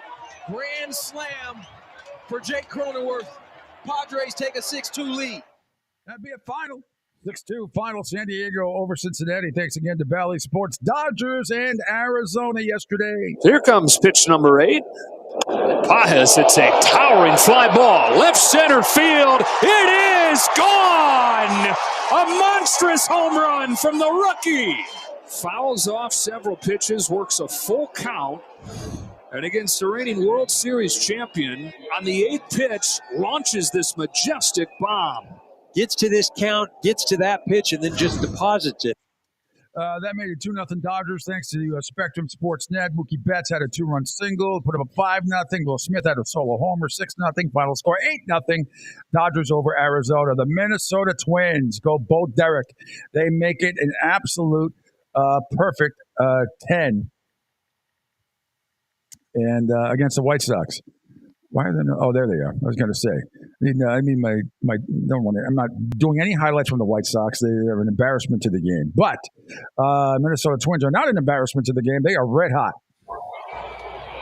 Ground ball right side, base hit into right field. Kirilloff around third, heading home. Sheets will set fire and not in time. Another late inning RBI hit from Max Kepler, and the Twins have a 5-4 lead. Lefty getting the job done right there. Thanks to Bally Sports North. Right before that, though, here's what happened. Ground ball towards short, and DeYoung misses the ball. DeYoung missed it, and this game is tied.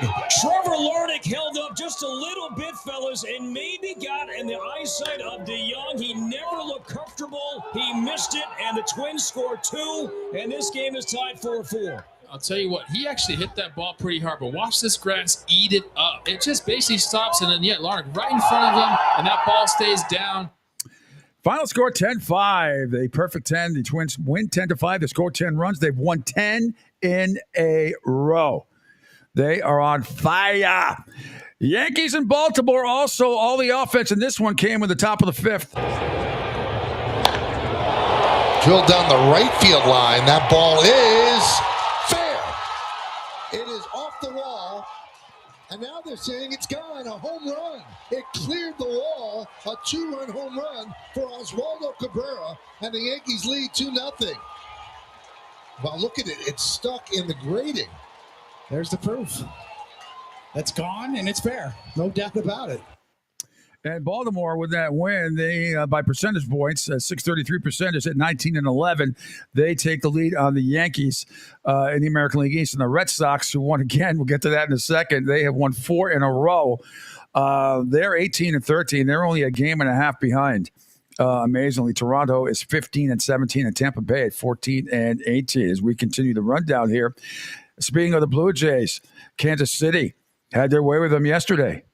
One away here, and the Blue Jays will bring the infield in with Bobby Witt Jr. at the plate. And he grounds it into center field for a base hit. And it looked like with that swing, Michael, that he was trying to guide it to the middle of the field. Yeah, and that's what a good hitter does with runners in scoring position, infield in. You want to try to loft the ball to the middle of the field. You top the ball, you get rewarded. The infield's in. So really great, wonderful at bat. Bobby's showing some maturity in his 3rd year here in the big leagues. That's the Kansas City Radio Network, and later on, the Royals would add to their lead. In the air to right, hooking near the foul pole, and that is off the screen for a 3-run home run. Michael Massey has his 2nd home run of the series. And right after the Blue Jays get 1 in the bottom of the 7th inning, the Royals answer with 3, and they have a 5-run lead. All right, final score again, thanks to Kansas City Radio Network. Kansas City beats Toronto by a score of 6-1. Cleveland and Houston went extra innings. 2-1, shot down the left. Yes! Right fair ball! Into the corner it goes. Scoring the go-ahead run is Arias.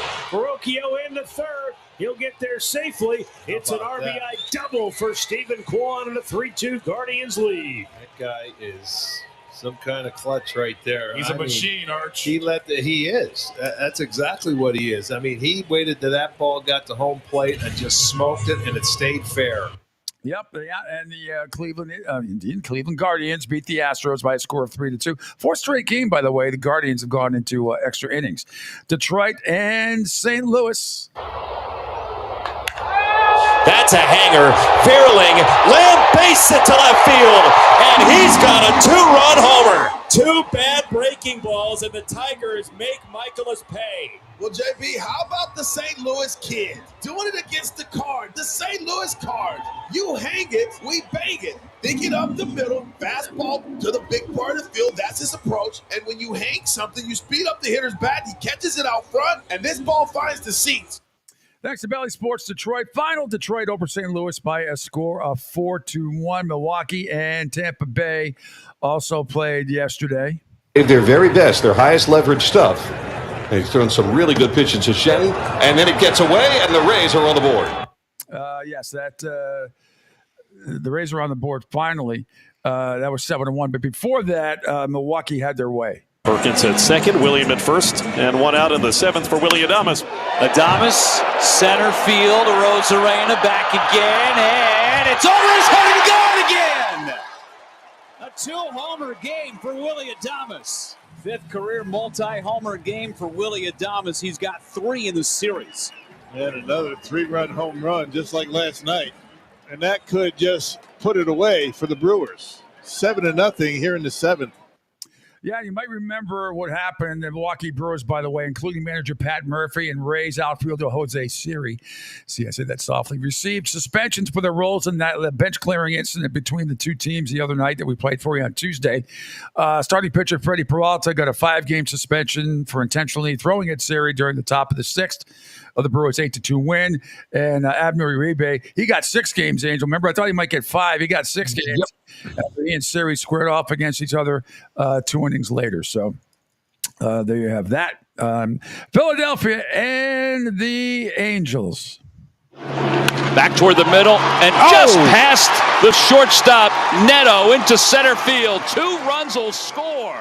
Kyle Schwarber comes through with a 2-run single. And for the 10th time on this road trip, the Phillies take the first lead of a ball game. How about how that ball jumped after it went past the second base bag? But I don't know if Neto didn't see it off the bat. Maybe it was blocked out by Sandoval. He ranged to his left and had to dive back to his right. That would be the final. That would all be all the scoring the Phillies would need. They win the game over the Angels 2-1. They've won. They've won what? They've won 2 in a row. They're half a game behind Atlanta for first place in the National League East. There, Angels. So your Phillies are doing very well. Yes. The Atlanta Braves and Seattle Mariners also played yesterday. Let's see. Well, here's a great one. Here's Austin Riley for the Braves. Hancock's 2-2 pitch, hit in the air to right. Haniger going back. Reaches up, and he cannot get it as he bangs against the wall. This will score 2. Riley wants 3, and he's in there with a triple. It is 4-0 Atlanta in inning number 4. And that was a healthy collision with the wall and right by Haniger, but he appears to be okay. Mitch Haniger, and he seems to be okay, but this two-seam fastball driven the other way, 103 miles an hour. Thanks to Bally Sports South for that one. Atlanta goes on to win by a score of 5-2. Oakland A's and Pittsburgh. It's kind of seemed like he's quietly been on a 5-game hit streak. 3-1. Fly ball right center. Pretty well hit. Sawicki back to the track. Off the top of the wall. It is gone. Well, make that 6 games now for Abraham Toro. Gets his 3rd home run of the year. And the A's started off hot. Priester just found out. You fall behind, you mess with the bull, you get the horns. It's the 4th home run by the A's this series. The last time I heard that line was in Breakfast Club by the principal. Who was an a-hole in real life, by the way. He was kind of like that in real life. Kind of a nasty man. I forget the actor's name. He might be dead. I forget his name. Yeah, by the way, the Oakland A's are 15-17, which is not that bad. It's not bad. Considering they're 7-3 in their last 10 and they have no payroll whatsoever. Washington blank Texas 1-0. Red Sox continue to win against San Francisco yesterday at Fenway. Hot shot, and it's fair down the line. It keeps on rolling. It clangs off the barrier. Another run is in. It rolls away from Yastrzemski. Duran heading for 3rd, still churning On his feet, he's got another triple. Durant just keeps doing this. He's hitting 423 with guys in scoring position. Comes up here with 2 outs. And I tell you what, Yastrzemski does a nice job. This could have got real dangerous. He fields this thing clean. If he sort of bobbles it out right field. Dave O'Brien and Lou Merloni, both friends of the program, with the call yesterday on what was that on? Was they on WEI or was that on Nesson? I don't know. It could be. Now let me check. That's my bad. Because they do both radio and TV. So let's see where that was from. Nesson. Okay. That's what I thought.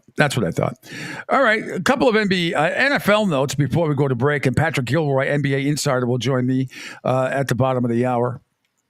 Yesterday on the Pat McAfee show, some good conversation that he had. Chicago Bears GM Ryan Poles and how he got comfortable with Caleb Williams. When you see all this stuff surrounding, and I know you guys do a great job of having your blinders on and not listening to whatever pundits or mock drafts might be, you guys know who you have? Like when you know who Caleb is, does anything ever infiltrate your guys' building of all the – if people just want to tear him down because he's been the number one pick for so long? How do you guys block that out, and how do you truly know that, hey, like this is your guy? Yeah, I mean, I feel like with any relationship you're about to start, you got to see the other person eye to eye. You got to spend time with them real time and not take everybody else's, thoughts with that. So that's what we did. We sat down with each other. We had dinner together. All of our staff got to spend time with them. I wanted to make sure some of our players sat down and spent time with them as well. That means a lot to me. It means a lot to the locker room. So once all those boxes got checked, I really didn't care, about the noise and what other people had to say. Did you tell Caleb before the draft you were taking him at number 1? No. I think he knew though. Okay. I have more NFL sound coming up later. More from Ryan Poles, and then later on, Joe Horwitz from the Chargers talking about his relationship with Jim Harbaugh and other parts of his relationship with the Charger players. That's all coming up as well. I do want to tell everybody that all this great sound we have for the best articles and audio. Only one source that provides everything you need 365 days a year to satisfy your sports crave. It's Total Sports Prep. The staff combs through the best articles and audio so you don't have to. Sports and non-sports kicker stories will leave you laughing all day long. To get your free trial of Total Sports Prep, contact them at info@sportsbroadcastingcoach.com. That's info@sportsbroadcastingcoach.com. Total Sports Prep, the name says it all. And so is Patrick Gilroy, one of the great NBA insiders out there. He'll be on with me next after this quick break, and we'll break down some of the, not just the Celtics of Miami, but the other series as well. Coming up next here, all part of the Pete Sheppard Show here, live from the Naples Wealth Planning Studio on the Riptide Media Network. Right now, our country feels divided, but there's a place where people are coming together. I gotta tell you, I was nervous to talk to someone so different than me. Me too, but I'm glad we are. Love Has No Labels and One Small Step are helping people with different political views, beliefs, and life experiences come together through conversation, and it feels good. Wow, your story is so... Interesting? Yeah. When people actually sit down, talk, and listen to one another, they can break down boundaries and connect as human beings. At lovehasnolabels.com/onesmallstep, you can listen to amazing, life-changing conversations and find simple tools to start a conversation of your own. I know one thing. This conversation gives me hope. It gives me a lot of hope, too. Take a step toward bringing our country and your community together by having the courage to start a conversation at lovehasnolabels.com/onesmallstep. A message from StoryCorps, Love Has No Labels, and the Ad Council. People do some pretty cool things in their 40s and 50s. Why should saving for retirement be any different? I mean, they go back to college, learn new instruments, start skateboarding. Whoa!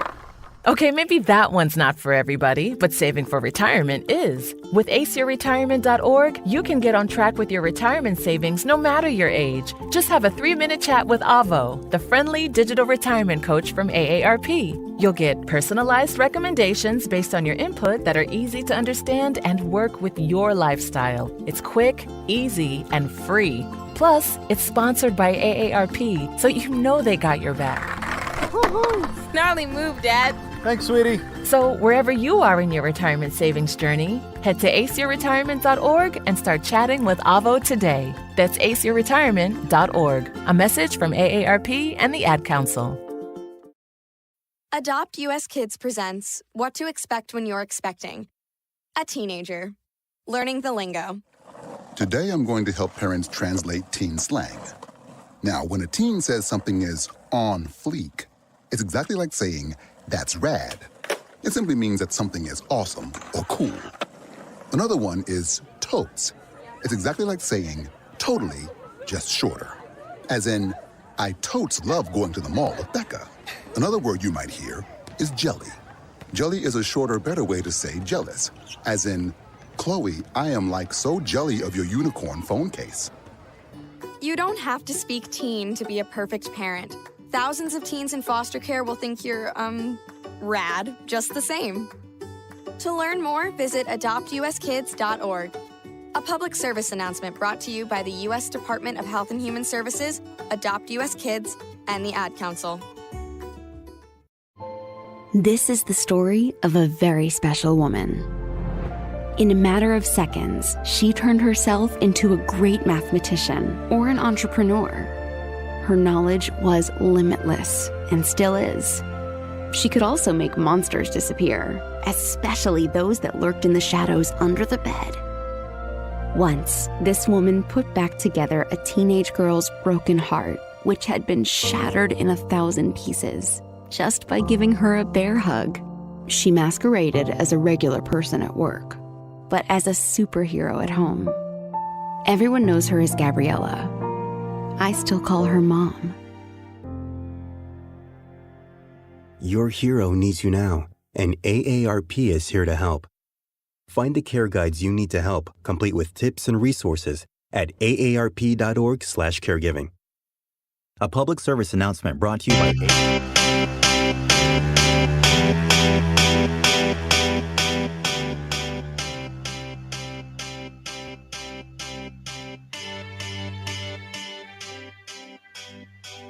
Welcome back. It is the Pete Sheppard Show here. It is a Thursday, May 2nd. How's everybody doing today?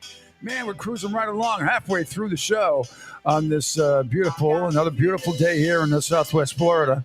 How about, Angel, did you guys get any of that thunder boom booms up by you guys yesterday around 4:30, 5 o'clock? We got some massive cells that went through, only like 5 and 10 minutes at a time, but it was... you know how it is down here in Southwest Florida, man. The lightning is just unbelievable at times. Yep. Nope. We are lucky. I got rain when I went. Yeah. I ended up running into it on what day? Today's Thursday, Tuesday. When I went to Orlando, I got it on the way home. But then I got here and it was like blue skies. But no, we didn't get anything. We had nothing but blue skies yesterday. Yeah, and mostly it was sunny, but we had a couple of cells that came through. And I live close to RSW. I live close to the airport here. It's not, we have a lot of planes that fly over. It's like, geez, that's some massive thunder stuff coming in. I was wondering how they're even going to, if some flights got delayed. But anyway, Gas Come By. Yeah, I talked about this at the top of the show, Gas Pump Guy, about Stephen Ross. Turns down a $10 billion offer while we wait for, that could be him right there, Patrick Gilroy. We'll get back into that in a second. Come up. I see him, but don't see him. He's there. He's almost there. I can hear you. I can hear you. Can't see you, but I can hear you. Okay, but it is what it is. As long as we can hear you, let's do it for now, I guess. Yeah, that's fine. That's fine. You driving in your car? No, I'm in my home office right now. I just left the meeting to come on and talk to you, Pete, because my priorities are the Pete Sheppard Show and then everything else. Let's begin last night with the Celtics and the Miami Heat. Very emotional in more ways than one. It was more emotional after Mike Gorman's last game. I did a little tribute to him before. TNT did a little tribute to him. I played this stuff earlier from Scal too as well. But were you at the game last night? Yeah, I was. I had the opportunity to be there. It was great. Yeah. What was the atmosphere like? It felt like a game that was usually much later in the playoffs. So usually when you get to the end of the semifinals, into the conference finals, about an hour before tip, the Let's Go Celtics chants will start. People were amped up like it was a Friday night or a Saturday night. I think there was a lot of anticipation in the building. Look, the Heat are a team that we've come to respect and hate all at the same time in Boston. And I think everybody sort of felt the opportunity was there to bury this team once and for all, and they wanted to let the Celtics know, the players know that yeah, we're behind you, and we know how big of a deal it is to eliminate the Miami Heat in 5 games. Yeah, and everybody except Kendrick Perkins seemed to be. No, I look. The Celtics should have won this game.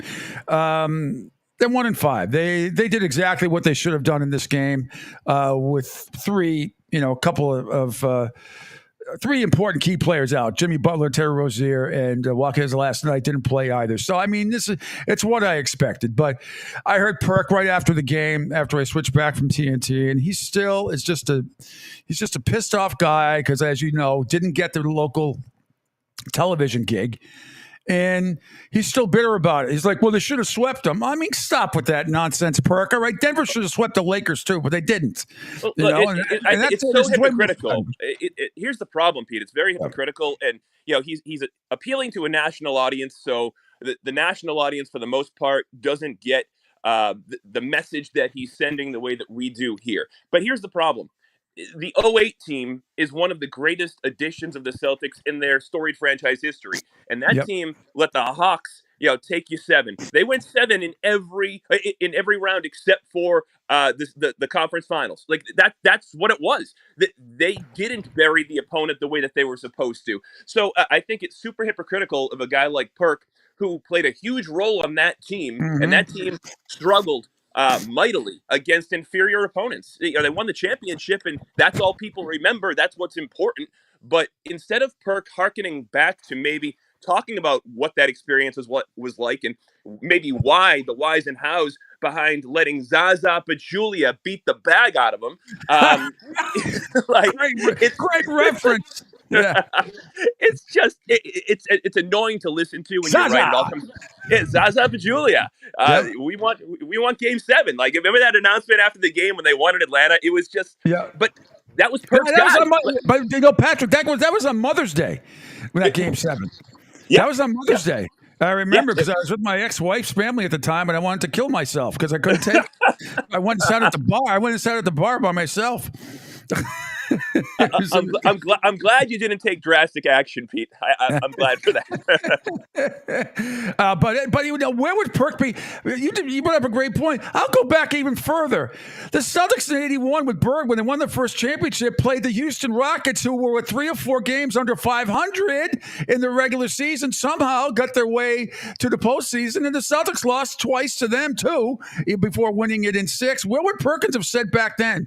He would have been critical of 76ers. Would have been critical of the Lakers, all those great teams, because they didn't win every game by what Perk perceives a certain amount. It's ridiculous. Yeah, and look, here's the thing. Sure, the Celtics lost a home game. It's unfortunate. They've had a terrific season at home, 38 and 3 at home this year. It's just a great record. But the Heat came in, and they're an NBA team with NBA players.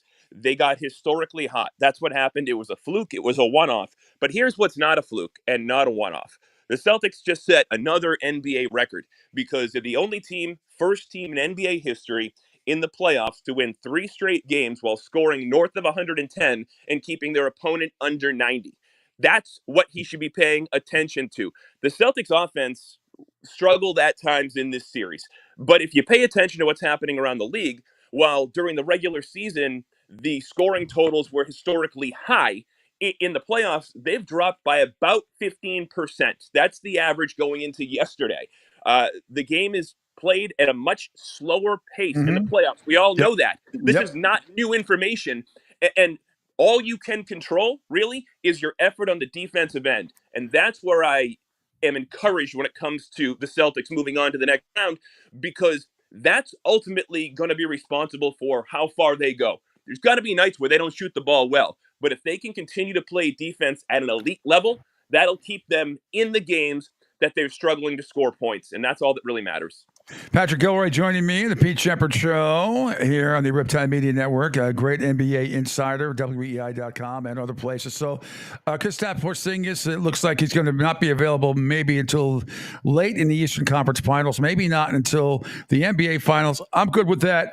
That's fine. They can get through Orlando or Cleveland or Philadelphia or the Knicks as well. I'm convinced it'll be more difficult, obviously, but it's not like they can't get there without him. And you know what makes me more say that, Patrick, is because of one guy, because they have Drew Holiday, and that's a guy maybe doesn't have all the gaudy numbers, but man, he does so much on both ends of the floor that if I had a choice, I was saying this earlier, it's a bad kind of but I said, if I had a choice to lose one player, Porzingis or Holiday right now, I would choose Porzingis because they can get away with him not being there. Al and others, Horford will step up.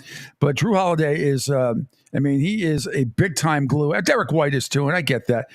But I don't know how you feel about it. And you feel like I do. The Celtics still should be able to reach the NBA Finals without Porzingis in there. Hopefully he'll be able to play in the Finals. Yeah, look, here's the thing with Porzingis. I think he's the X factor, especially if you go up against a team like the Nuggets. But we can't worry about that for another month here, right? And I think they still make it through the Eastern Conference. I fully expect the guy to be back in about 2 weeks. If you go to the injury report right now, they've got an expected return date of May 6th. Really, all that means is that's the 1 week anniversary from the time he had the MRI, and they're going to reevaluate. But it was a grade 1 strain. He should have come out when he first got hobbled. Joe tried to call a timeout to get him out, and he didn't. And so it tweaked a little bit more. But Porzingis knows his body, and he knows what's going on down there. So ultimately, I think he sort of caught the thing before it got worse than what we saw. And he's got such a history of having soft tissue injuries throughout his career, especially earlier on. He could feel it coming. So he knows what to do. He knows how to treat it. I also think that this playoff run means everything to him. I don't want him to rush back, but I could see a scenario where he comes back for the start of the Eastern Conference Finals. I think that's a realistic goal for him to work through. I think your point about Holiday is certainly correct. He's had I think a uniquely brilliant year. You look at his scoring total, they're down. If you talk to NBA people that don't watch the games, they think that he's had a bad year and can't understand why the Celtics gave him a 4-year extension.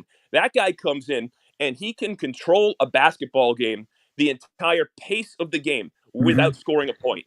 He's got that dog in him, sort of like Marcus Smart did. So you don't miss the Smart factor here, but he doesn't make dumb plays at inopportune times the way that Marcus Smart did. So he was really the perfect guy to bring in here to elevate the IQ level of this basketball team.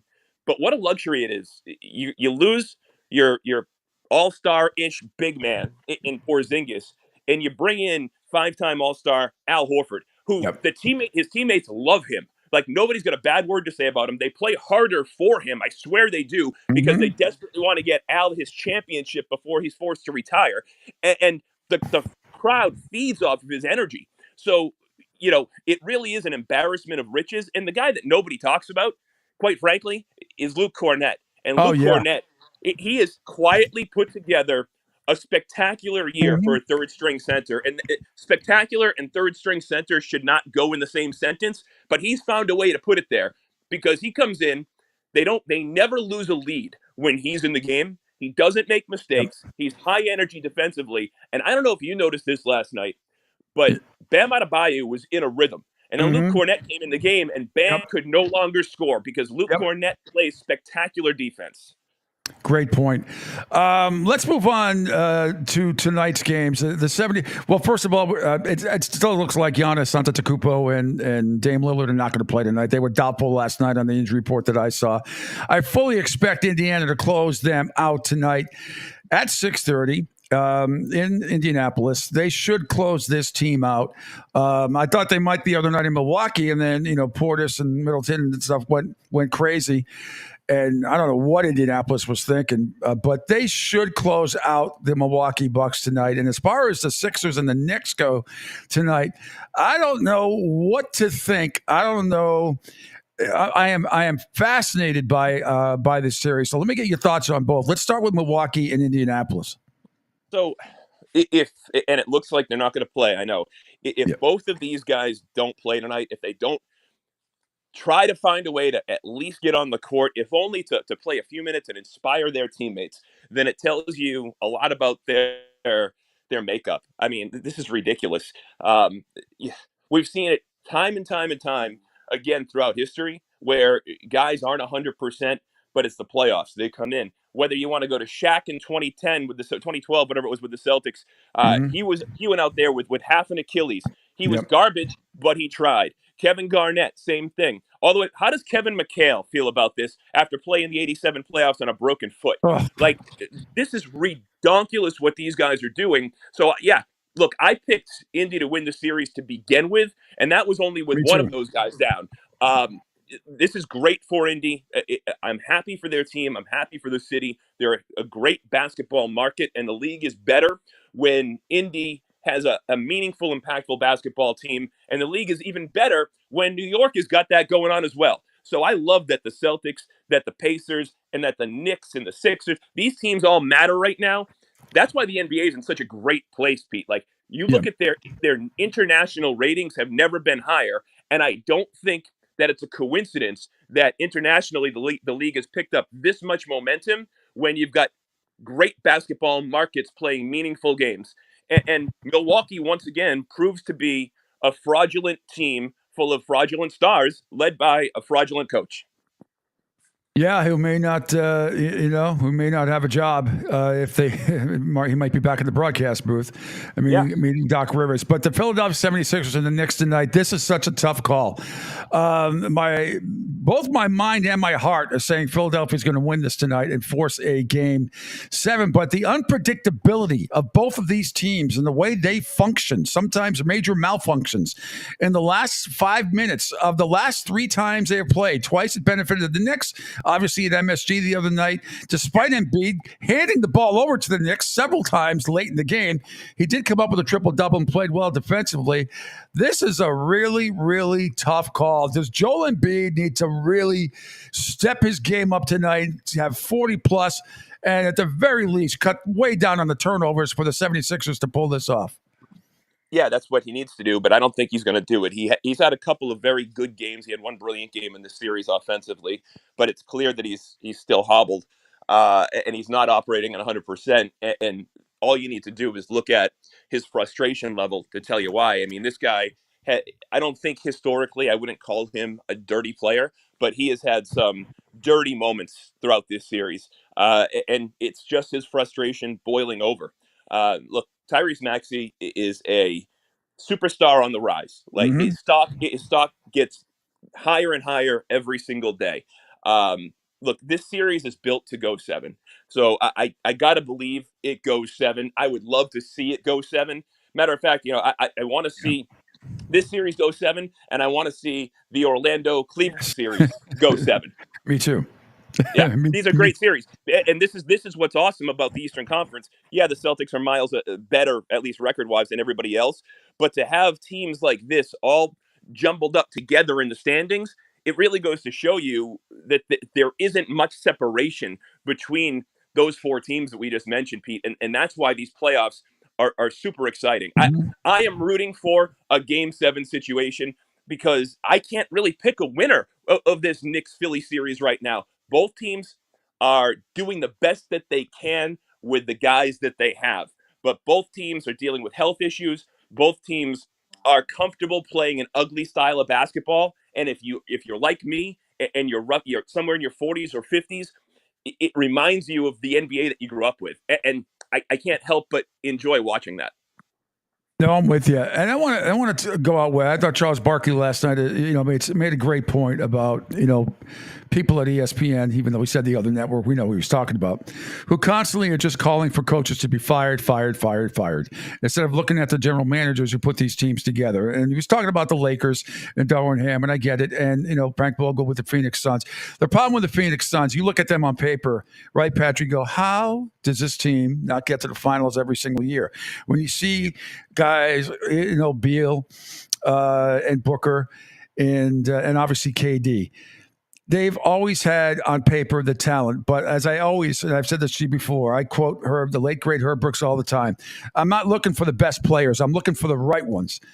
And it is not Vogel's fault or Ham's fault that these GMs put together the type of teams that are out there. And you look at the Phoenix Suns.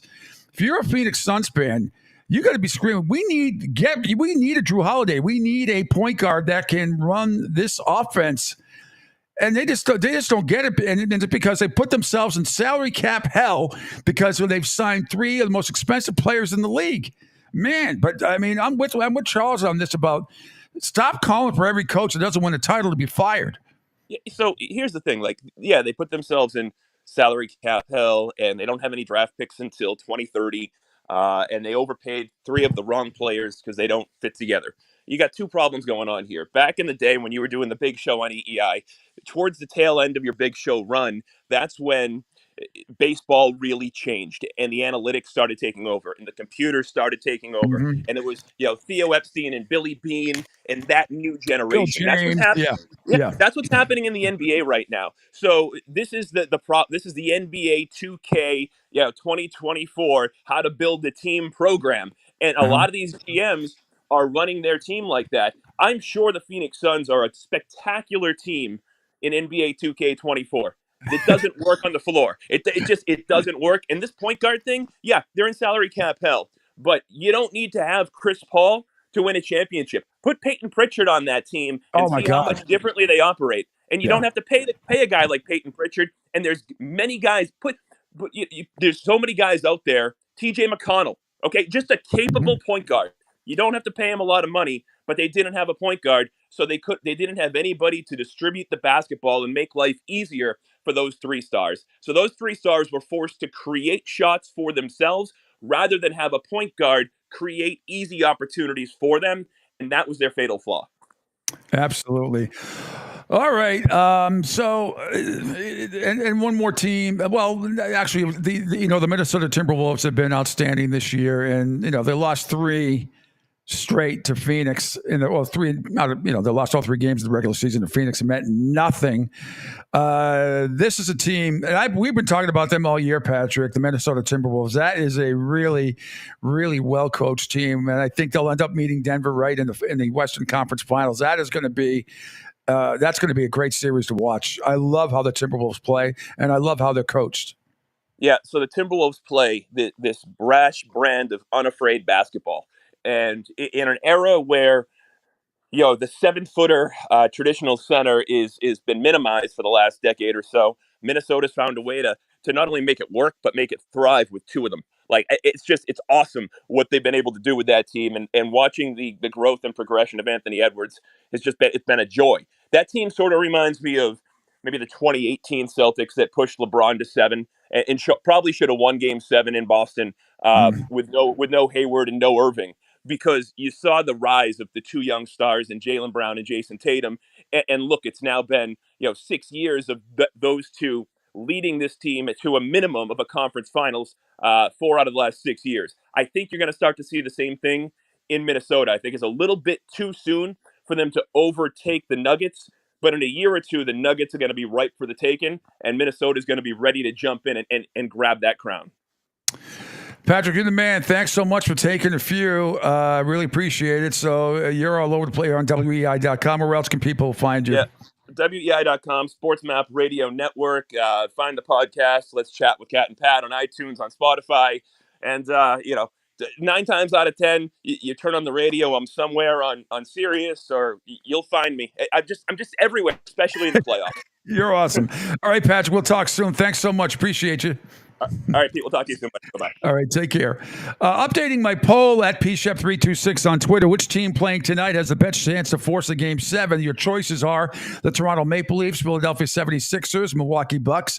About 160 votes so far. Toronto Maple Leafs still ahead at 41.8%, 76ers at 38.6%, and the Milwaukee Bucks at 19.6%.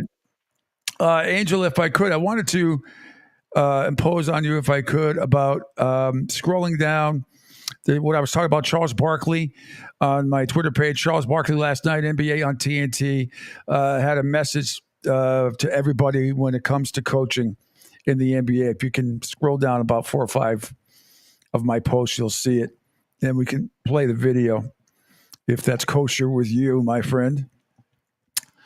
And it's really interesting stuff. And he just rips the crap out of ESPN. I don't think he was talking about NBA TV because they're just not really relevant. That program on NBA TV, I'm glad I have it, but it's just very vanilla. Okay.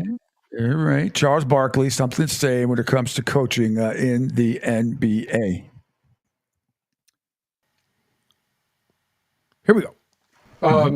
Also, you said you wanted to say something about coaching. Yeah,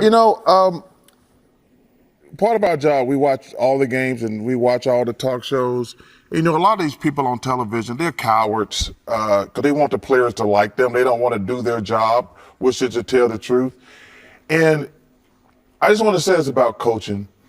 Anybody who thinks the reason the Lakers suck is because of Darvin Ham, or the reason the Suns suck is because of Frank Vogel, you don't know what you're talking about.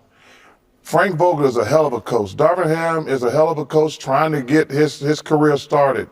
But for all you punks, idiots, and jackasses on other networks who want to be media and who want all the players to like y'all, do your damn job. The Lakers suck, and the Suns suck because of the players. Has nothing to do with the coaches.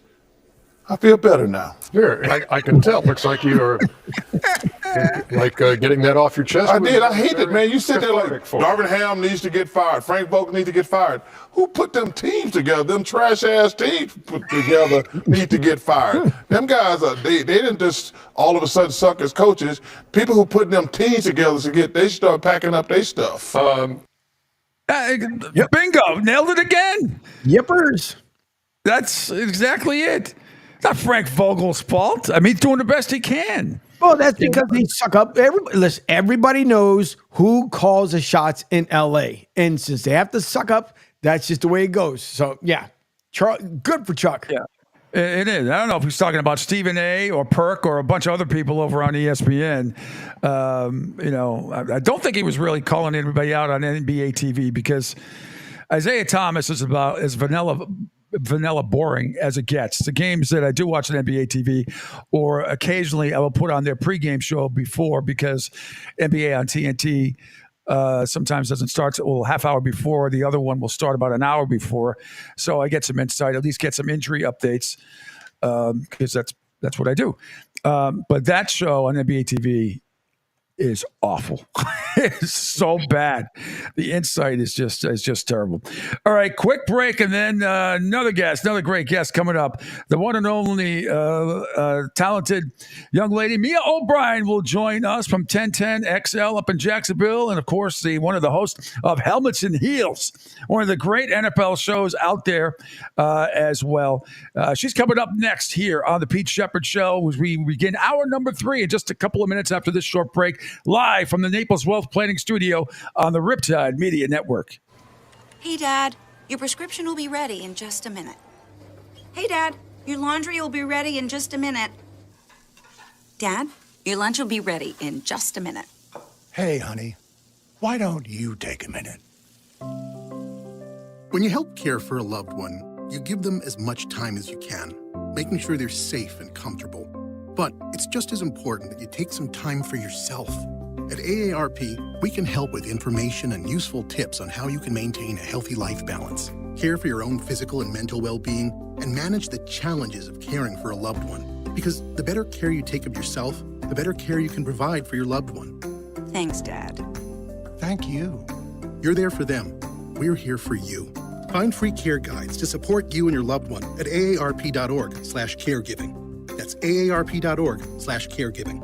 A public service announcement brought to you by AARP and the Ad Council.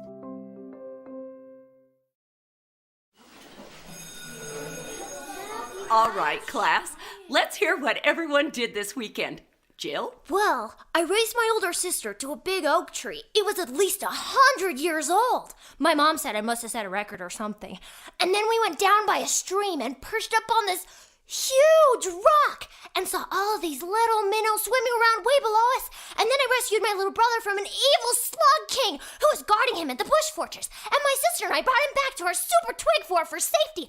And then we all laid out and told stories until it got dark. And the Big Dipper led us all the way home. Wow. Awesome. Where were you, Jill? Yeah. We went to the forest. It's not that far away. Anyone want to come this weekend?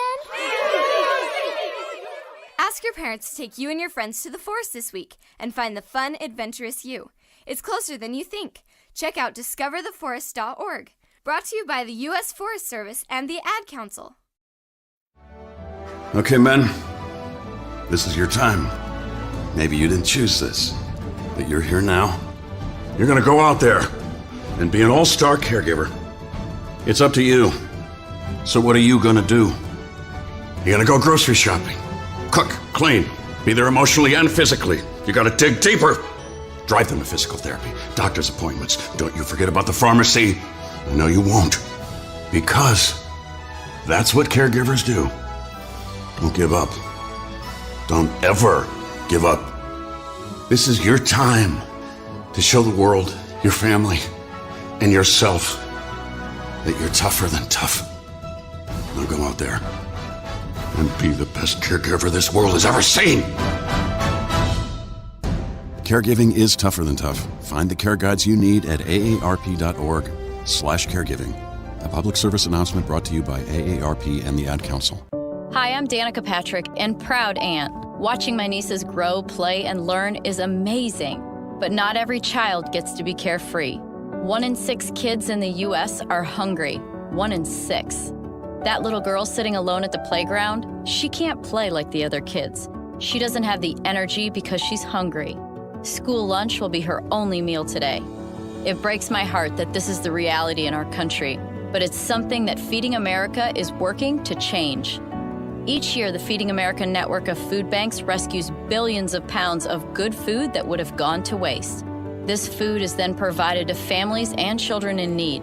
Being a kid should be about using your imagination, learning, and having fun. These children shouldn't have to miss out on simply being a kid because they're hungry. To find out how you can help end childhood hunger in your community, visit feedingamerica.org. Brought to you by Feeding America and the Ad Council.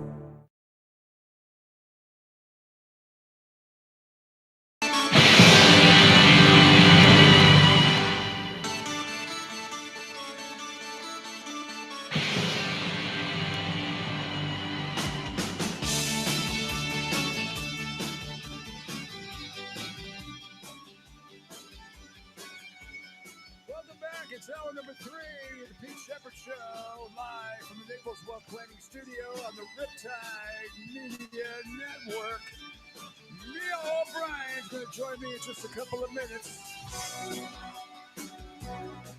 Got some NFL news to talk about with her, no doubt about that. Angel Martinez, exec producer, host, co-host extraordinaire, and you're on today with you're on today with Depot. No, we'll be off today. You're off today. I know you had something else going on, but usually you'll be on Monday through Friday with the great Jeff DeForest, Martinez, and Depot unscripted. But today, other stuff going on. Yes. Thankfully, though, I had some freakish power outage that just happened. Oh, I just saw your text. Put it up just as you were coming back live. So good thing. So those who are listening on the app, if you heard a brief pause, that's the reason why. All of a sudden, power just went out and the battery backup kicked in. Wow. Unbelievable. 727-858-6650. Did you get a lightning strike over there? No? No. It just freakishly, all of a sudden, just blip, gone. Crazy. You can watch the show all over the place right here on the Riptide Media Network video platform on Twitter X. Follow me at pshep326 on my Facebook and Broad Street South Facebook and YouTube pages, Spotify, Rumble, LinkedIn, and on the app on Sports Radio 102.9. Mia O'Brien is going to check in graciously. She's only got about 15 minutes, but that's okay because she has an appointment to get to, and it needs to be off the air by 9:20. Then that's okay because at the bottom of the hour, Matt Brown is going to join me as well. You're going to love this guy. He's awesome. He is from extrapoints.com. And he has all these great insights. I put the link on my Facebook page. I recommend going and reading his stuff or even subscribing to some of it. Fantastic. And we are going to geek out with video games, baby, because EA Sports College Football 2025 is back. And it is coming out this summer, and he's going to break it all down for us. And I think you'll find fascinating about exactly what goes in to making some of these games, and particularly now with all the name, image, and likeness money, and all these players are getting money. Most of them in the game are getting money. Gas Pump Guys, Pete, I have a question. Do you have any people that followed you from the other network or radio say, oh, absolutely. A lot of people, including this young lady. She followed me over. I kind of media stalked her and made her come on the show. But she's very gracious to join me once again this morning. It is Mia O'Brien. Good morning, Mia. How are you today? Good morning. I like to call this aesthetic I finished a run, hopped out of the shower, was still sweating, and then I felt like I was on Chopped because I realized I hadn't made my lunch yet, and I don't think I've ever made a breakfast hash as quickly as I just did. So I am ready to be on my all-time favorite Food Network show now. Well, I mean, I love, and I'm a big foodie myself. I watch every one of those shows. But again, me, if you were making breakfast this morning, you were on Chopped, you would probably have to make there would be, donkey liver in there somewhere. So you'd have to incorporate that type of ingredient. Well, that's true. I went pretty basic. I just had to get rid of some ground beef, and we had some eggs to get rid of. And so threw it all in there into the skillet. And I don't think I'm getting any awards for this one, but maybe. Damn, girl, I'm hungry now. Shoot. Anyway, well, let's. I know you only have a little bit of time, Mitch, and I really appreciate it. Let's start with the draft from last week, and I want to know how it went compared to your picks. And were you surprised that Brian Thomas was chosen as with the first pick at number 23 at the wide receiver out of LSU? Yeah, I received some good intel. I received some good intel the night before that it would be Brian Thomas Jr. if the Jaguars weren't able to trade up into the top 10 of the NFL draft. And ultimately, and I know we'll get into the Michael Penix situation because he's been your guy, Pete, throughout the draft process, but I don't think even you saw him going at number 8 overall. No. And so that's where I think things got a little bit interesting. I know that my household and my family fell in love with Rome Odunze throughout this college football season. And so the thought that if the Giants opted for Malik Neighbors was very appetizing. And it was appetizing for me because as Daniel Jeremiah, who I respect as much as anybody in the field, has stressed, he's one of the cleanest prospects to come out in quite some time, perhaps since Larry Fitzgerald at the wide receiver position. And so that's where that would have been a beautiful situation for the Jaguars. They know it, but they were just as confident in Brian Thomas. And I think I've had to make the point at least 5 times in the last 3 days on air that, look, I understand he was the number 2 this year at LSU. Once upon a time, Justin Jefferson, the best receiver in the National Football League right now, was also the number 2 in the LSU to Jamar Chase, who's the second best receiver in the National Football League. No, it's such a great point, Mia. I'm older than you, and I have to listen to everybody becomes a Mel Kiper Jr. expert or whatever. And this stuff of everybody who thinks they can evaluate a draft without waiting at least 2 or 3 years sometimes, with very few exceptions. I mean, who the hell knows? It's a total crapshoot. We all know that. You try to make what is not a crapshoot, though, like you just said, I want to bring that up about Michael Penix Jr. And that's why the Falcons are a boneheaded organization, with all due respect to Arthur Blank. It's just flat out stupid. And maybe Belichick got wind of that. Maybe he didn't want to go there if he was going to be overruled and told to take a quarterback when you just signed Kirk Cousins to all that money, $89 million guaranteed. I mean, what are you thinking?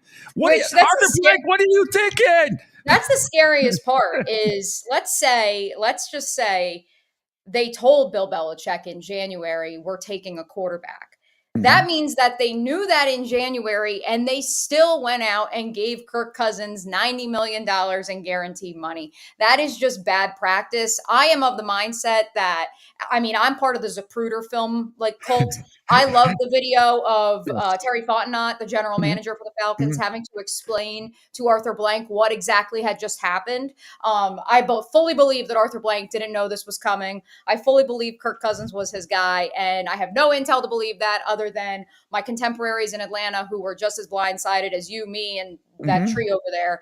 And so therefore, I fully expect it to be a situation where if Kirk Cousins struggles, if Michael Penix is thrown into the fire, it's just going to end in absolute disaster. Yeah, it just absolutely baffled me. If I could make one more point, Pete. Absolutely. I want to connect the two things. So, because I've had to make this point several times, because Jaguar fans, of course, firmly believe that Trent Baalke is incapable of trading up in the NFL draft, and they're convinced that, like everybody hates him around the league.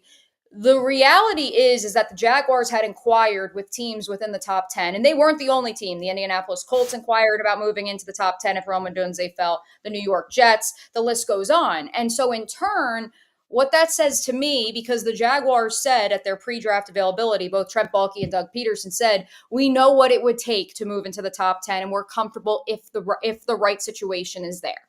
And so once they said that, I was like, game on. Atlanta is where the draft begins, so long as Jim Harbaugh doesn't do something absurd at number 5. And so that's where I just look at this situation and, we had a couple Falcons reporters on my radio show on Friday, and some listeners are like, why are we worried about the Falcons? I said, you have to be worried about the Falcons because that changed the trajectory of so many other franchises. And I'm not suggesting that Rome Odunze is the second coming of, Jesus or something like that. But what I'm saying is that teams inquired about moving up to number 8. And according to the trade value chart, the Jaguars, for instance, would only have had to have given up both number 17, number 48, and a 4th round pick swap, or 17 next year's 2nd and like a 5th next year or something like that.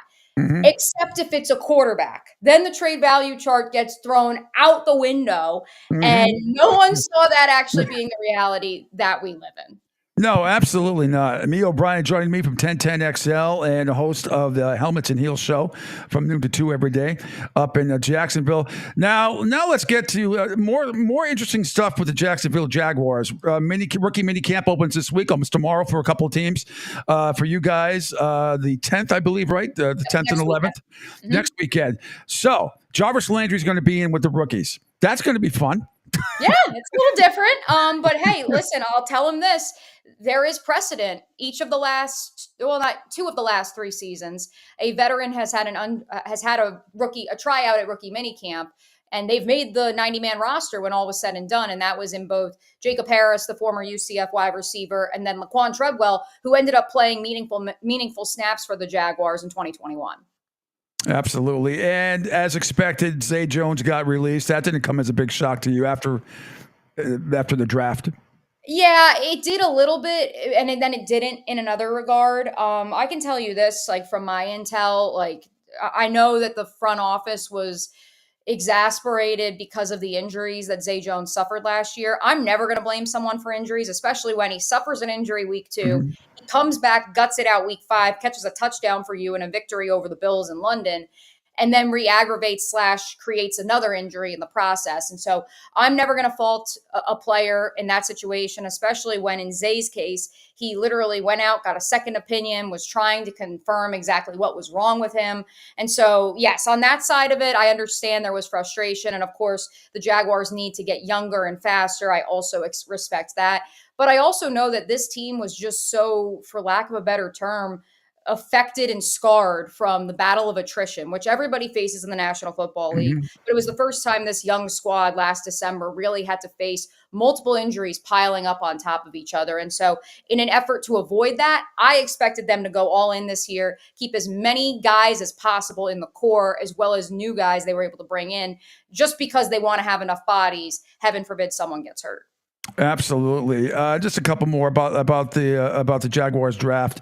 I think it's gonna be interesting. I like to watch offensive players sometimes, and the numbers, as they say in Major League, like strikeouts were fascists. I like to watch the defensive guys in rookie minicamp, and a guy like Mason Smith, the second round pick you guys had out of LSU, the defensive tackle, guys like that.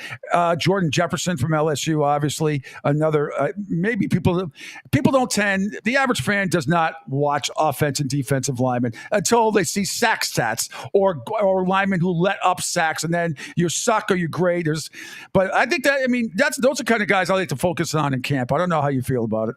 Yeah, Mason Smith has been the talking point, I can tell you, on Jacksonville Sports Radio this week. Oh, that's good. Right, which is fascinating. Apparently everyone, to your point, everybody wants to be Mel Kiper. Everyone now follows this consensus board, which shout out to whoever came up with it, because I've never heard consensus board more in my life. Like I said it last night to my boyfriend. I was like, this time last year, everyone that I know, both in the draft media room and outside the walls of the Miller Electric Center, would refer to, well, Dane Brugler and the Beast has him ranked this. And I can respect that because Dane does a great job. Or I've heard people say, he's not in Daniel Jeremiah's top 150. Respect that. Those two gentlemen do so much work, so much intel. This consensus board is fascinating to me because it's not the consensus of what all 32 teams have. It's the consensus of what all these media members have. Exactly. And I don't give a rat's ass what the media members have to say, because the Jaguars running Ryan Nielsen's defense are running a different defense than what a predominantly zone defense like Gus Bradley's in Indianapolis looks like. And so that's where I think like people need to calm down, because Mason Smith was considered the first reach on the big board, on the consensus board, not named Michael Penix Jr. And so I think that people need to first and foremost take a deep breath. They also need to take a deep breath because I rightfully, in my opinion, called out one of my now former co-hosts, but still one of my great friends and coworkers, like the prolific. I do it all the time. The prolific college football writer. I'll say his name on here, but the prolific college football writer, Matt Hayes, one of the best in the business, told me the night before LSU played Florida State in New Orleans. So part one of that home and home, but both on neutral site series. He said to me that Mason Smith will be the best player on the field for either team. He will be a top 10 pick next year when he is draft eligible. And as soon as the Jaguars drafted Mason Smith, Matt Hayes had a field day of it was an awful pick. How could you reach like that? We don't know what he's going to be. Jeez. And I just was like, you literally told me he was going to be a top 10 pick. ACLs, 90% of ACL surgeries are successful, nearly 100% recovery rate for high-profile athletes. Like, at this point, it's like Tommy John surgery. It's just a rite of passage. And yes, it's unfortunate that it plagued his college career, but what's also unfortunate is that he had 6 defensive line coaches in 3 seasons. I don't think we can evaluate what he was in college fully, because I'm not sure he ever had consistent coaching to go along with that 5-star prolific profile that, we had Matt Moscona of ESPN Baton Rouge on Helmets and Heels this week, covers prep sports and, of course, the Tigers and the Saints as well. And he said, Mason Smith, you could make the argument he is the closest thing to Leonard Fournette that the state of Louisiana has had in high school football in the last 10 years in terms of a prospect. And so you're going to tell me that you're not banking on that guy because, and listen, I think both these guys will be great players in the National Football League, but I think their ceiling is a little bit more within reach than Smith. You're telling me because Chris Jenkins, because Michael Hall have more film on tape and more tread on the tires, that they should have been the pick compared to this guy, that many people believe that if he is coached properly, he could become the next Chris Jones. I'd rather take the gamble on the latter. I think you make a lot of great points. Before I let you go, I got to ask you. I don't know. It's a little personal, but it's not that personal.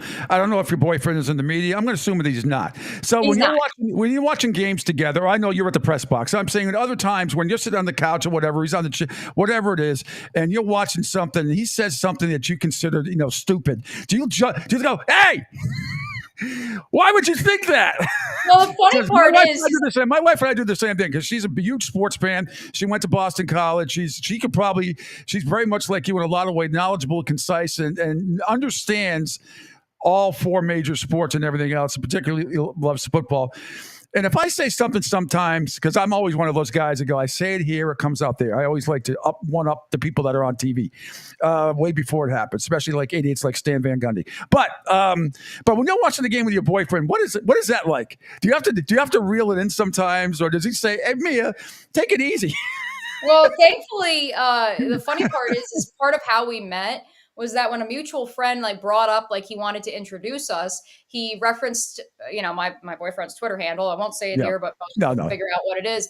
And I said, I was like, ironically, he's one of the few Jaguar fans that I follow because he actually has really good takes and he like does research like on his own and like is very positive. And I was like, I actually enjoy that, like because Twitter is such a cesspool. And so honestly, most of his takes are accurate.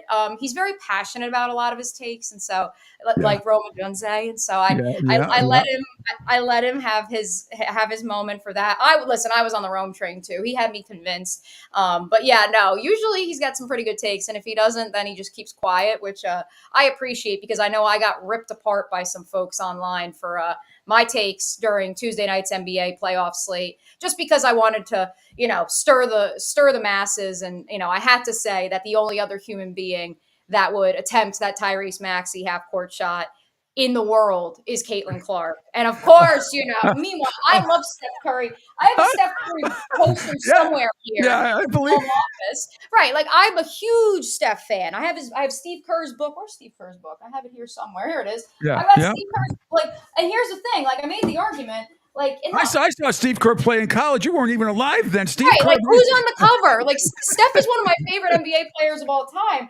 I mean, but also, I just said it because I firmly believe Steve Kerr would have called timeout in that situation. And I understand that, yes, Maxey came off of a screen, as it was pointed out to me yesterday. But I think it would have been more of a nuanced play that had been thought out by the Warriors. And yes, I did just have to stir the pot a little bit and get the masses, And now the NBA says it was a travel anyway. So I know Angel Martinez wants to ask you something real quick. Yeah, Pete, that was a good point because I was going to ask the same question as well. Because to me, I can picture in my head, how we see the videos where the guys are holding each other back, like, whoa! Yeah. I just pictured as you guys were talking, you and your boyfriend doing the same thing, except for your friends are all going, "Whoa, hold on, who just dropped the mic?" So that's terrific. That's good stuff. Mia, I know you got to get out of here. Thanks so much. I really, really appreciate it. And let's talk next week. And rookie minicamp begins, and we'll see where we're at. I can't wait to hear more about Jordan Jefferson and Mason Smith. I don't care about Brian Thomas Jr. I know Trevor Lawrence does. He must be doing cartwheels when that pick happened. Well, the bigger concern is Trevor can't attend rookie minicamp, so I am genuinely interested with who will be throwing to Brian Thomas Jr. next week. Good point. Not announced yet, so very interested for that. Okay, we'll talk to you next week then. Thanks so much. Always a pleasure. Appreciate you. Later, guys. Go easy on the boyfriend. It's like one speed that she has, and it's 100. That's all it is. It's fantastic. I love her to death. I'm telling you, she is absolutely amazing to me. And there's no, and I'm talking about, professionally, but she is just, she is great. She is fantastic. And if she doesn't have her own show become very much part of the NFL Network or ESPN, then they are missing out on somebody because first and foremost, she knows what she's talking about more than a lot of other reporters that are covering teams all the time. I mean, you see ESPN and NFL Network have set reporters for different franchises.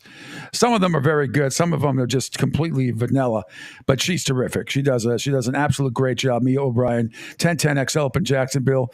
You hear her on her show, Helmets and Heels as well, from noon to 2 p.m.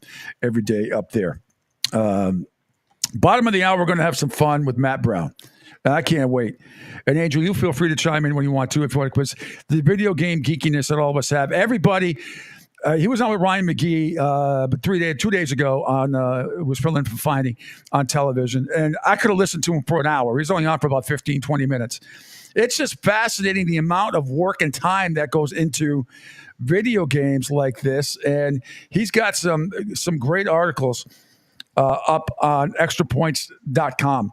extrapointsmb.com that you need to check it out. And we're going to go over, we're going to do a lot about college football 2025, the video game, and some other stuff too. There's other stuff that'll be fascinating as well. Before we go to break, because I think as you're mentioning just now, for those who missed it as we started to show off this morning, let everyone know, because we're talking about video games and stuff, what your thought was on a future charitable event. Oh yes, absolutely. We want to organize some sort of an Xbox / PlayStation and have where you play one of us for 5 minutes, say just throw Madden in there, a 5-minute Madden game or 5-minute college football 2025. Pick any team you want. You play against, just for example, you play against me, you beat me, you win a gift card or something like that, and then there'd be a donation to whatever charity. I really want to organize this. I tried it a couple other places and I didn't get a lot of help with it. But here, I know I will. So Matt Brown, Extra Points. It's a newsletter about business and policy and off-the-field stories in college sports. It is fantastic. I recommend the webpage highly at extrapointsmb.com.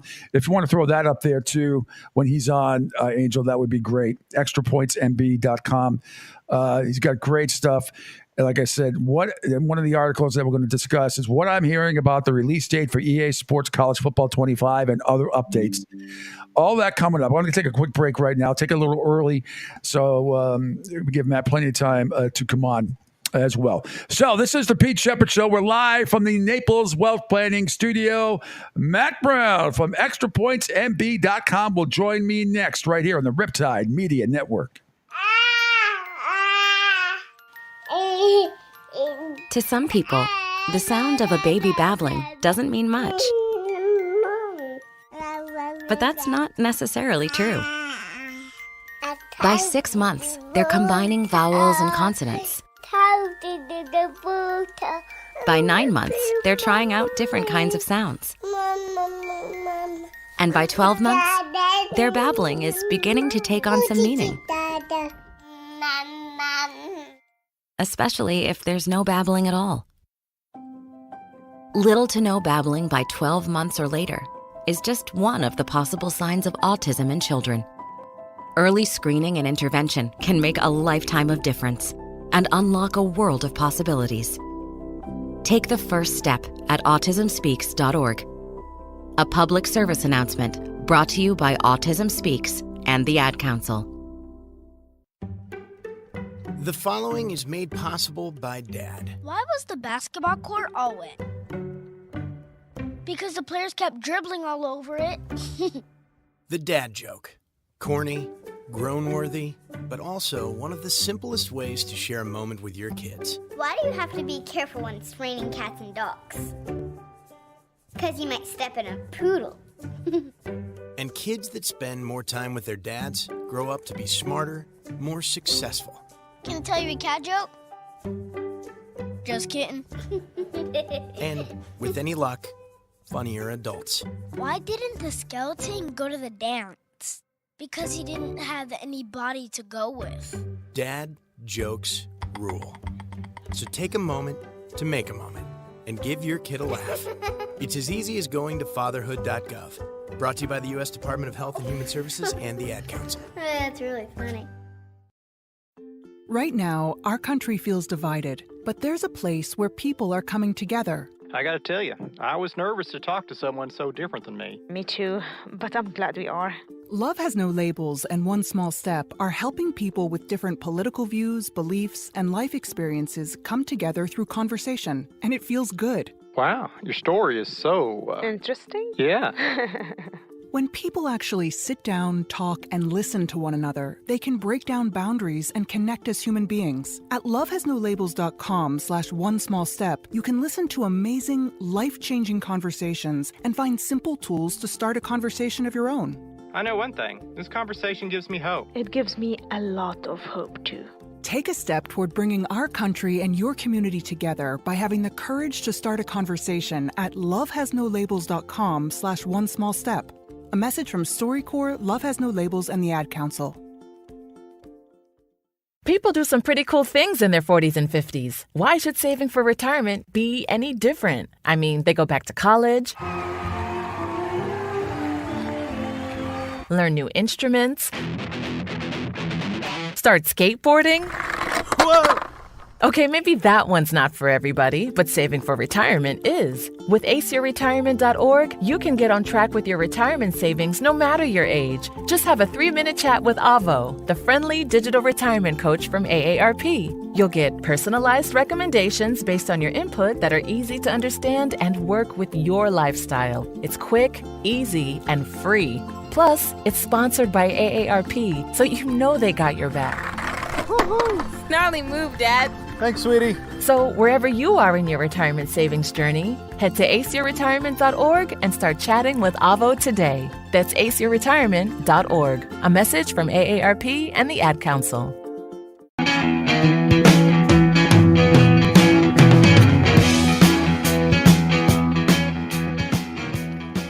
Back here on the Pete Sheppard Show, final segment today on this beautiful second day of May. Beautiful day here in Southwest Florida. Hope it's good wherever you are. I'm live from the Naples Wealth Planning Studio on the Riptide Media Network. And my final guest today, I'm so excited because I usually watch Piney's show when I get home or when I get up from my nap in the afternoon. And then lo and behold, there was Matt Brown with Ryan McGee the other day, who was filling in for Piney. And I could have listened to that conversation for hours and hours at a time. I was fascinated by it. Matt Brown joining me here on the program from extrapointsmb.com. Matt, thanks for taking a few minutes and for joining me. Really appreciate it. How are you? I'm doing very well. Thanks for having me today. This is great. I was fascinated with the conversation you and Ryan were having. I'm much older than you. I'm 57 years old, but one of the big tragedies in my life was when that red light comes on Xbox and you know you're done. Really horrible. And it happened more than once. It happened with three of them, like the first few years when it came out.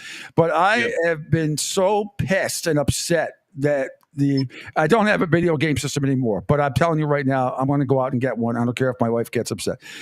I am so excited about college football 2025 coming out under EA Sports. And when they disbanded it many years ago, it really did. It broke my heart because I used to try and pick the worst teams. I'd pick like Ball State or something like that, try to make it all the way through, challenge myself. Anybody can pick, one of the Power Fives and do it. But tell me, what you know exactly, what's going on with this awesome video game, EA Sports College Football 25, and any updates that you have.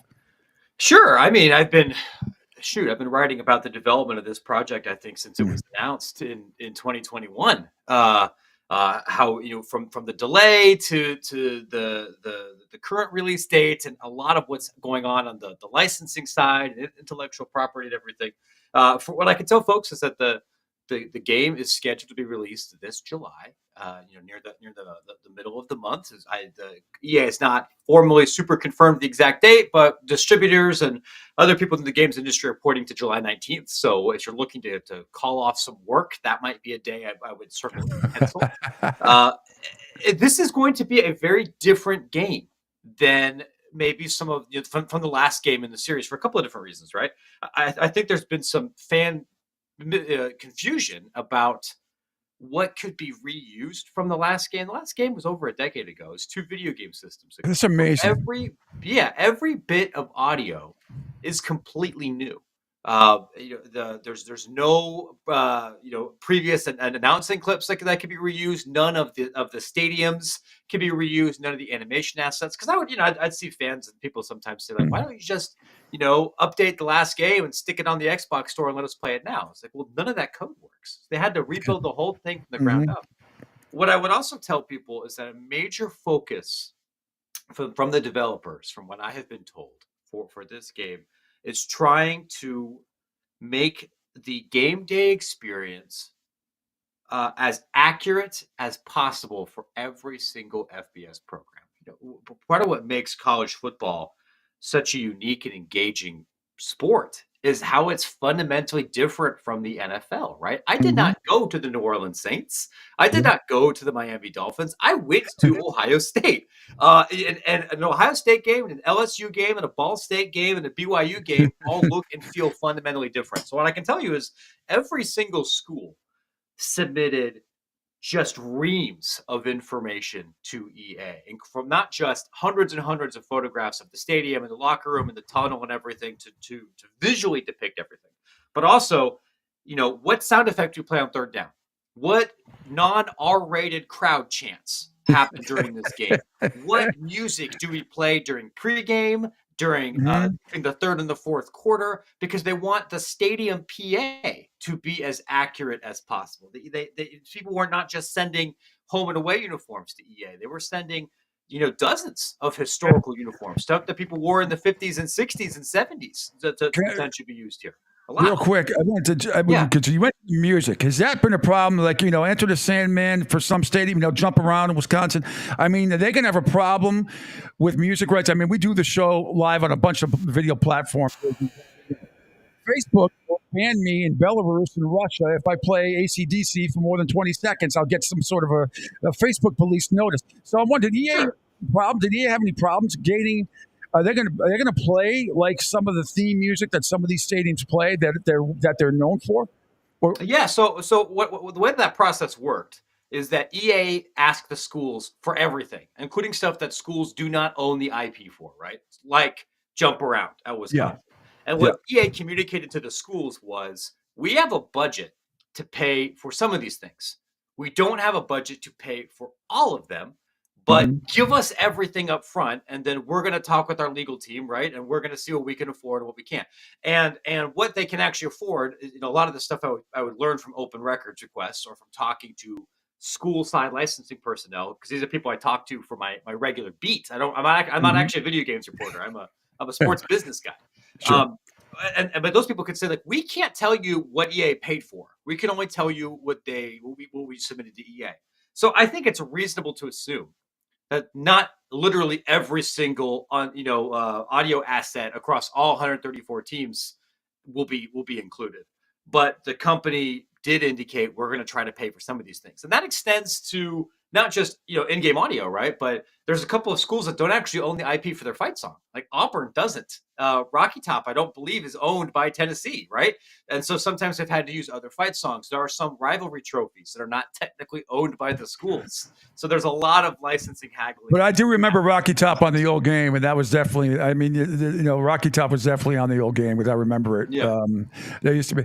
And I also do, and what I do like about the game, that may be a little bit of exaggeration, every game is sold out. So, even like at UNLV or Nevada or Ball State, I mean, you go to it, at the home stadium, and everybody's going, which I kind of like that. You don't want to simulate some of the MAC games on a Tuesday night when there's 12 people in the stands.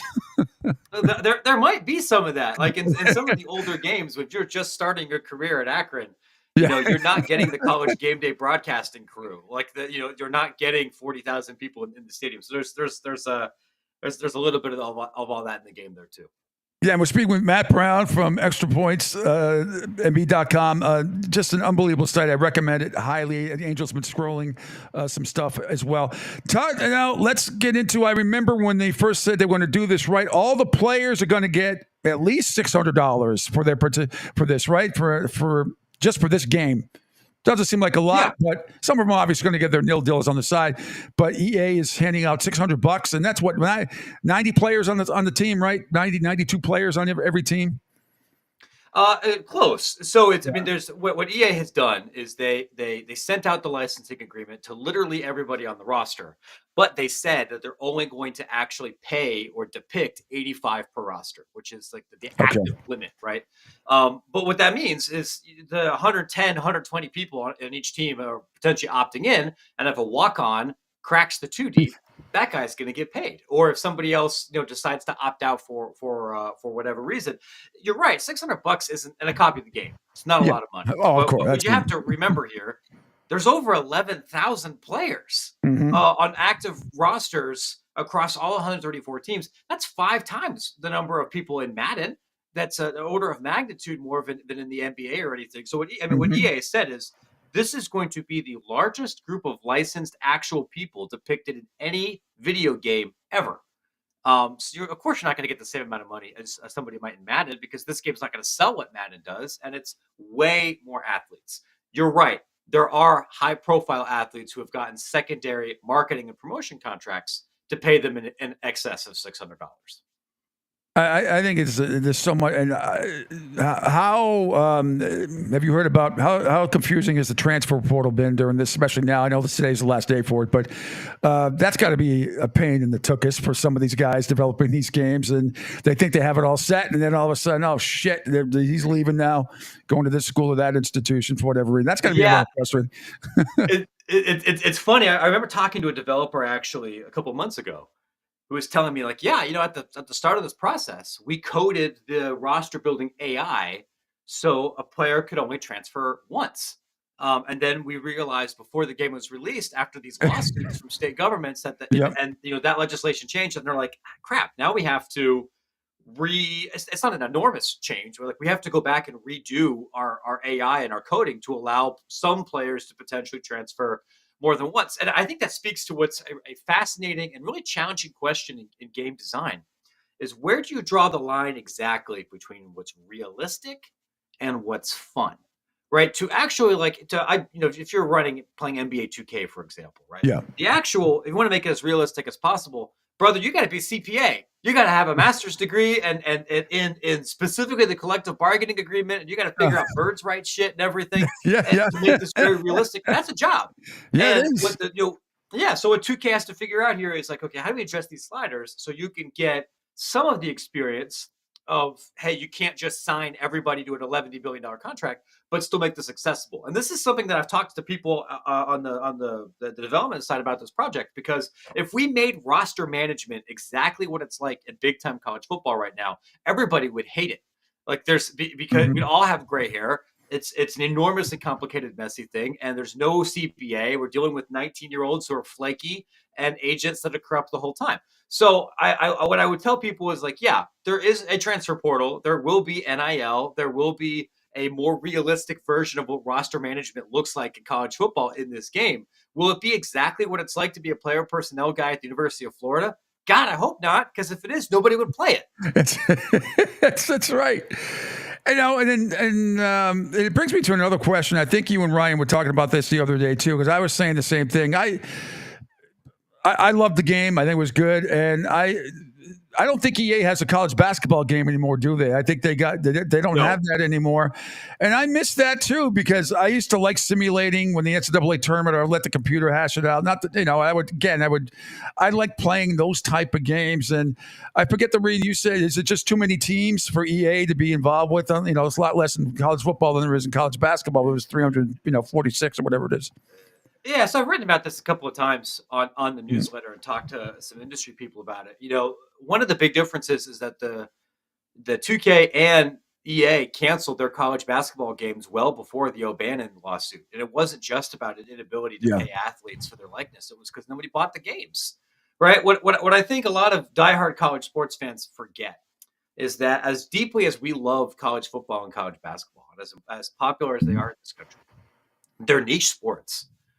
They don't have the global audience of some of the other titles that these games put out. And college basketball in particular is way more of a narrow audience product than professional basketball. So when these games were only selling 150,000, 200,000 copies in the PlayStation 2 era, given how expensive game development is now, it's not profitable to make them. And what I've been told here is like, hey, there's some hope that maybe sometime in the future there could be another college basketball licensed video game, but it wouldn't be what we call a AAA, $70 high production value annual release, because there's no way to do that profitably. And it isn't just about all of the licensing payouts that you have to give to 300 something schools and 13 players per team, and then paying for the March Madness rights for the NCAA. It's not as popular of a sport. So whether that it becomes a mobile release or an indie game or some other kind of production vehicle, that's an open question. Like there was for a few years a college baseball game on the PlayStation 2. Similar issues there. It's the audience is very narrow, and it just costs a hell of a lot more money to make a video game in 2024 as it did in 2004. Now the $24,000, $58,000 question: who are you hearing will be on the cover? Do you know that yet? Oh, I know. Oh, you do? But I can't tell you, unfortunately. Yeah, tell me, but you have to kill me. Well, I mean, I wouldn't have to kill anybody, but I would get a deep, angry, nasty gram from EA, because I did agree to an embargo for that information. All right. Well, can I tell people, is it a past player or a current player? Can I ask you that? So here's what I can tell you. One, there are multiple cover athletes, because there's multiple covers and versions of the game, just like there is for Madden, just like there is for NBA 2K. So a number greater than 1, less than 6, for there. They're all going to be current athletes. So not Nick Saban, not past athletes, not mascots, not Mhm. fans. They're all individuals that you will see play college football next year. Do you They get all extra play money being on different. the cover? Do you get extra money being on the cover? Yeah, you get extra money for being on the cover. Yeah, it's a check with a comma in it. Well, we can tell you that. And they're all playing different positions, and they're all from different conferences. So you're not going to see 5 quarterbacks. You're not going to see 6 quarterbacks. And nobody's on here from Ball State, right? So you can kind of play around and try to guess. Okay, there's one QB, maybe there's one defensive player, maybe there's one wide receiver. EA will make the formal announcement along with answering some of these gameplay questions in about 2.5-ish weeks. I think my exec producer, host, Angel Martinez. You have a question, Angel, for Matt as well? I wasn't sure if you were signaling in.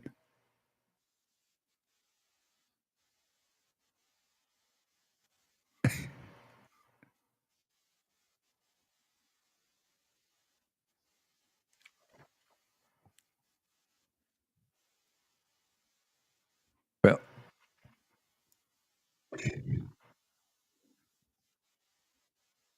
Presto. All right. So, Matt, I would do the old fashioned thing and tell you, like, blink twice if we think it's this person. But for the entertainment value, a lot of us have been waiting around because most of us use like Madden. Right? Everybody knows is one of the bigger popular games when it comes to football. But college football, it's. I'm glad that it is coming back. And like you said, it's different to make it now in 2024 versus 2004 because your graphics, the details into it. I mean, it's a much bigger spectrum for us to be able to see and do. But is this, as far as the movements, the catches, the passes, the running, we've seen some games before in the past where the tackling wasn't that great, but somehow or another the guy got out of the grasp. Is this going to be, let's say, just a whole lot better from even 6 years ago? So what I tell everybody here is I cannot promise that the game will be good. I have personally seen very little footage, and the footage that I saw was an alpha build, and like what I saw is not what is going to be available this month, and it won't be what's available in July. But what I can tell people is that it is fundamentally a different game than Madden.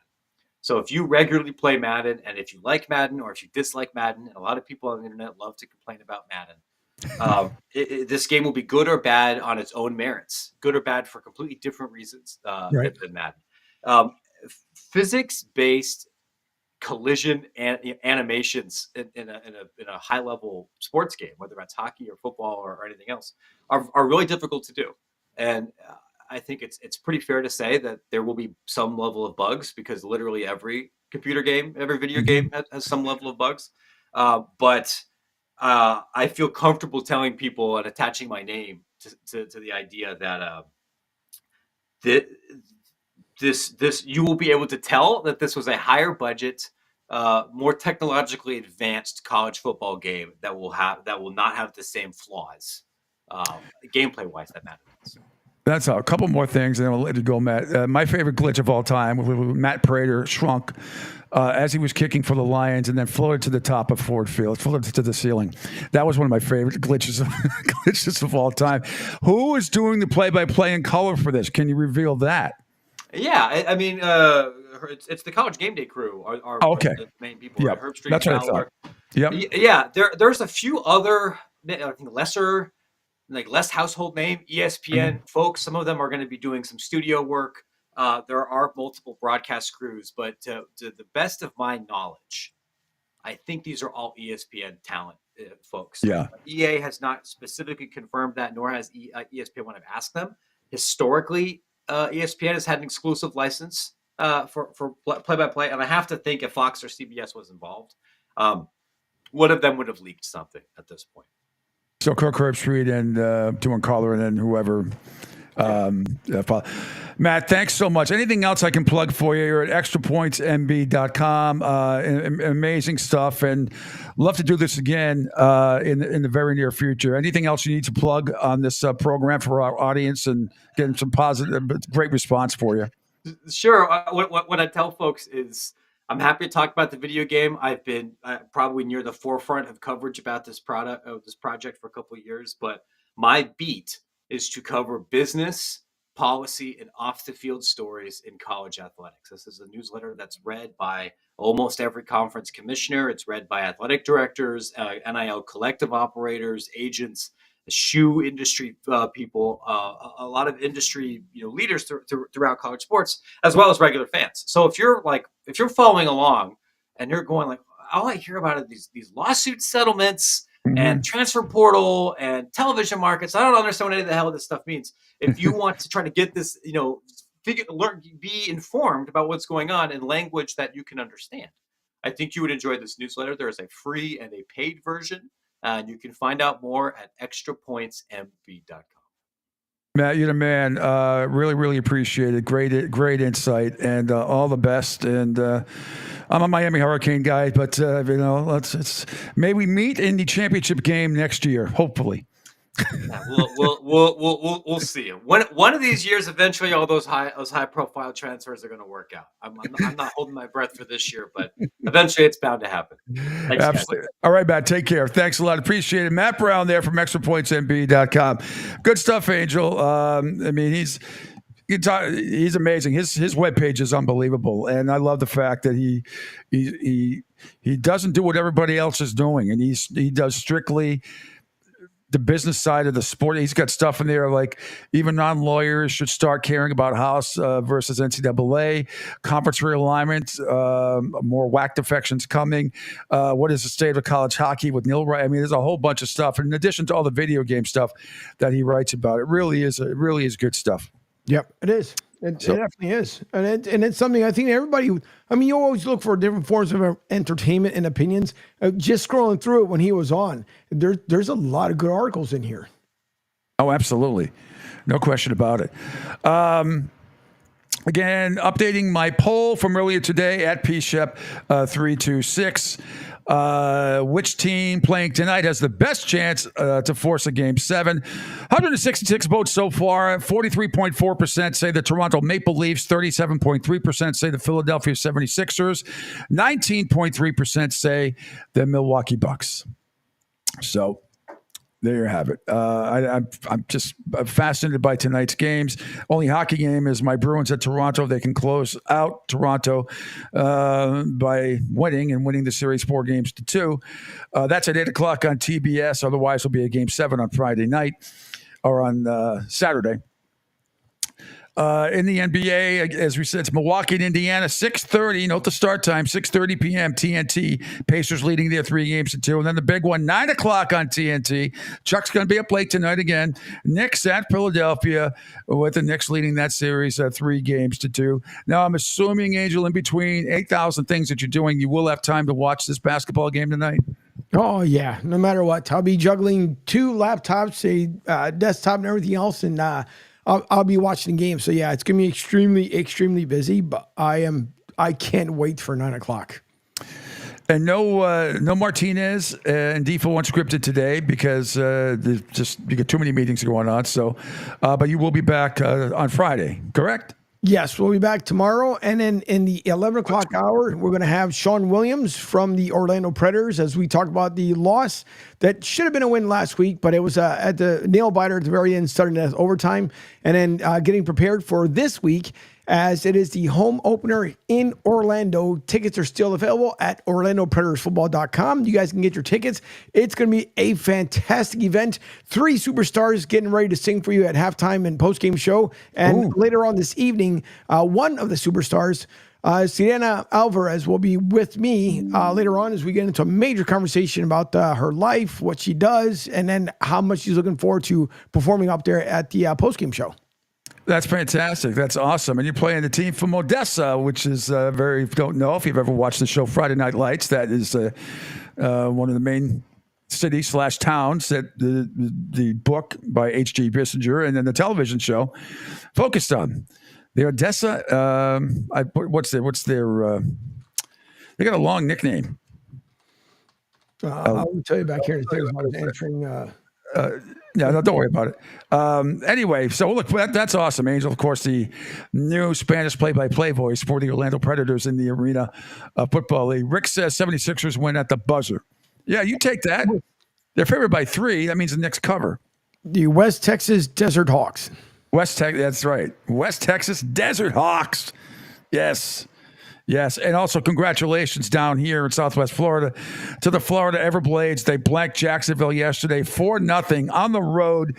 They won both games. They won 3 in a row to win the series in 7 after being down 3-1. They advanced to the South Division Finals in the ECHL playoffs.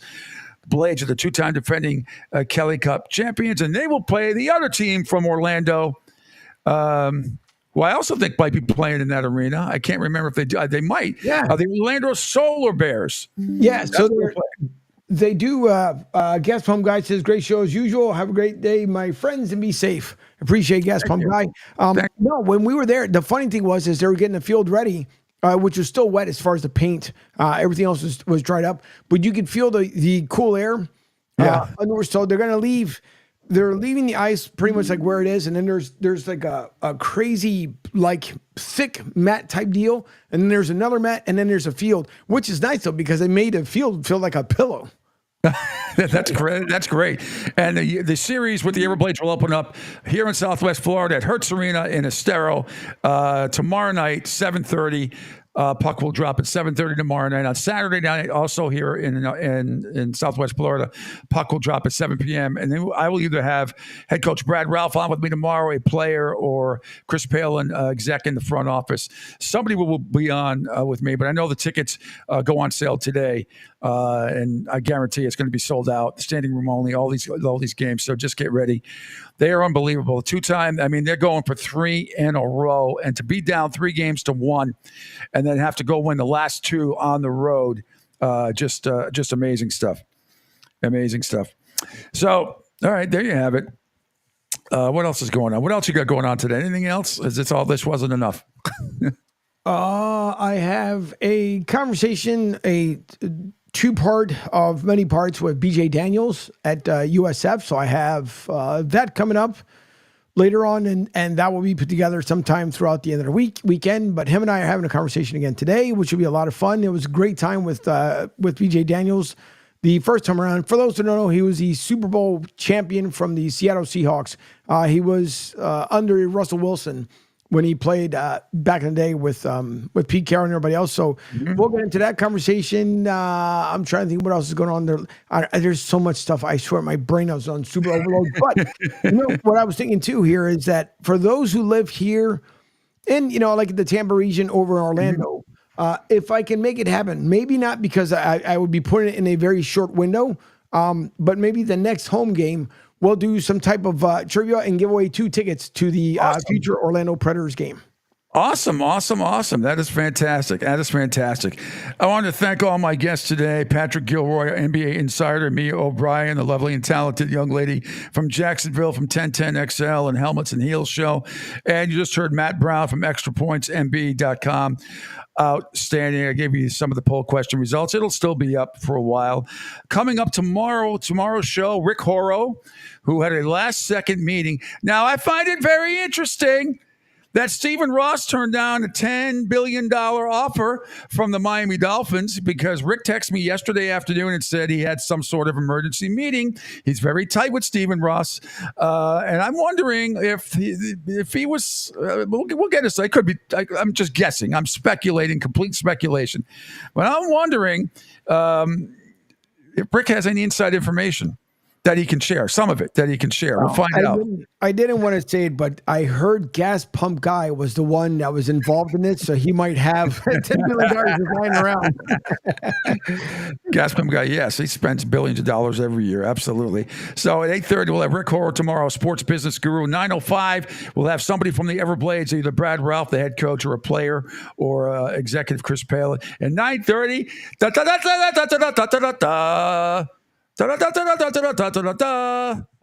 that's a Kentucky Derby. Yeah. Kentucky Derby breakdown with my good friend Gus Alonso. He is looking live from Churchill Downs tomorrow. We'll break down the Kentucky Derby. I talk horse racing 3 times a year. It'll always be the Friday before the Kentucky Derby, the Preakness, and then the Belmont. And by the way, at least My Old Kentucky Home is a very sentimental song. The worst state song in the history of state songs is Maryland, My Maryland, which they sing before the Preakness. And all I say is to go look up the words for the entire song because it is as racist as you can get. What? Some of the verses that they never sing. And you look at the whole song as it originally was written and go, oh my God. And it's a horrible song anyway, with all due respect to my friends in the Maryland, D.C. area. It's a terrible song. My Old Kentucky Home has some charisma about it. Maryland, my Maryland is, and then, the Belmont, New York. Okay. Frank doesn't get any better than that, but that's, my Old Kentucky Home, greater than Maryland, my Maryland. It's just awful. Awful. Angel, thanks a lot for everything today, as usual. So after we go, I'm going to, let's see. I'm going to play some music as we head out of here today, this morning. Cashman guy, by the way, real quick, he says, as he's hearing on the app, he goes, yeah, I met them on my yacht the other day. He's got two of them. Hey, thanks, everybody. So I'm going to end the broadcast here, right, Angel, as soon as we get off. And you'll be back tomorrow. I'll be back tomorrow morning at 7 a.m. Thanks, everybody, for joining me on the Pete Sheppard Show, live from the Naples Wealth Planning Studio on the Riptide Media Network. I am back tomorrow at 7 a.m. Have a great and safe Thursday, everybody. See ya. If I could buy my